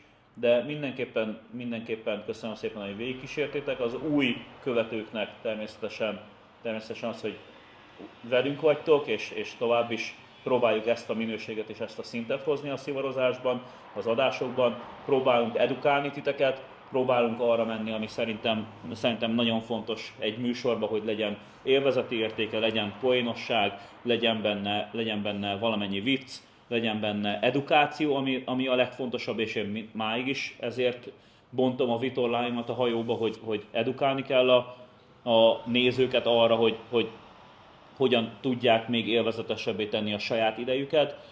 És én köszönöm, Geri, hogy a második évadban velem voltál. Nagyon szépen. Megtisztelő ez, hogy végig velünk tartottál. És természetesen nagyon kellemes ünnepeket kívánok nektek. Már nyilván, amikor már ez felkerül, akkor már karácsony elmúlt, de mondjuk azt, hogy mi nekünk még nem múlt el, úgyhogy nagyon kellemes karácsonyi ünnepeket kívánunk. Nagyon szépen köszönjük az eddigi támogatóinknak, idézőjelben, akik mondhatni azt, hogy minket pénzzel nem támogatnak, illetve nincsen semmi kellék, amit úgy kapunk, hogy a műsor miatt kapunk. Én nagyon szépen köszönöm Olasz Gábornak azt, hogy rendelkezésünkre bocsátotta a saját idejét, és tudtunk beszélgetni vele. Köszönjük. Nagyon szépen köszönöm Füzi Péternek azt, hogy szintén az idejét adta. Köszönjük szépen a Cigar Towernek, hogy ezt a helyet a rendelkezésünkre bocsátotta. Természetesen köszönöm még egyszer neked azt, hogy a tudásodat és az idődet is rendelkezésünkre bocsátottad. Megtiszteltetés számomra. Noellának is köszönöm azt, hogy állandóan készült, rendező úrnak, természetesen Pap Gábornak is az, hogy itt volt a műsorban és végigkövette és rendezte a műsorunkat. Köszönjük szépen azoknak, akik itt voltak velünk, másodrendezőnek vagy főrendezőnek, éppen ők is. Próbamunkán. Így van. És természetesen újra megköszönöm nektek azt, hogy nézzétek ezeket a műsorokat. Tartsatok a következő évadban is velünk, a harmadik évadban. Én azt mondom, hogy talán ez a legjobb befejezése egy évadnak. Ez jobb nem lehetett, ez tényleg ez így tökéletes. Erre tartogattuk magunkat. Köszönöm szépen Marius Wizernek a Humidort, köszönöm szépen Mette Bülennek a Estrét, a Hamutartót, nagyon jó. Szép darab. Gyönyörű darab, 100 darab készült belőle a világon, úgyhogy én innentől kezdve még jobban. És talán azt tudom mondani, hogy csak füst és más semmi. Ezt még egyszer el kell mondanod, Dani, mert még annyit hozzáfűzök, hogy nagyon szépen köszönöm a felkérést, tényleg ez így ez fantasztikus volt. Élményekben, időzőben kudarcokkal, élmények és kudarcokkal meg volt fűszerezve, tehát az összes adásunk, ugye ezt arra értem, hogy tehát fantasztikus szivarokat szívtunk, hát nagyon-nagyon próbáltunk megkóstolni, tényleg így azt mondom, hogy a úgymond belépő szivaroktól, nem tudom, a legnépszerűbb szivarokon át tényleg a kuriózumokig, vagyis a kuriózumokig, bocsánat, és tényleg ez volt ez a tökéletes lezárás, és nagyon szépen köszönöm a lehetőséget, és nagyon szépen köszönöm nektek, hogy követtek minket, illetve néztek a műsorokat. Hát Danikám, remélem, hogy a következő év az ennél is jobb lesz. Ne felejtjétek el, hogyha szeretnétek minket követni, akkor az Instagramon a Hungarian Cigar Aficionados oldalon tudtok, illetve Facebookon szintén a Hungarian Cigar Aficionados oldalon, illetve Facebookon még van egy zárt csoportunk, ez pedig a Hungarian Cigar Aficionados Klub, és hogyha van kedvetek, akkor bármikor írjatok ránk, vagy írjatok rám, hogy itt szeretnétek lenni a műsorban, meg tudom mondani azt, hogy mikor fogjuk a következő adást forgatni, azt is el tudom mondani nektek, hogy milyen szivarok lesznek terítéken, úgyhogy mi várunk sok szeretettel, a kluboknak pedig arra hívnám fel a figyelmét, hogy ha szeretnétek azt, hogy nálatok forgassunk, akkor nyugodtan írjatok ránk, írjátok meg azt, hogy menjünk oda, és ott próbáljuk leforgatni, illetve bemutatni a ti klubbotokat. Nagyon szépen köszönöm, és akkor még egyszer, csak füst és más semmi. Csak füst és más semmi. Sziasztok! Sziasztok! Köszönöm szépen, Geri! Is volt, Köszönöm. Sziasztok! Sziasztok!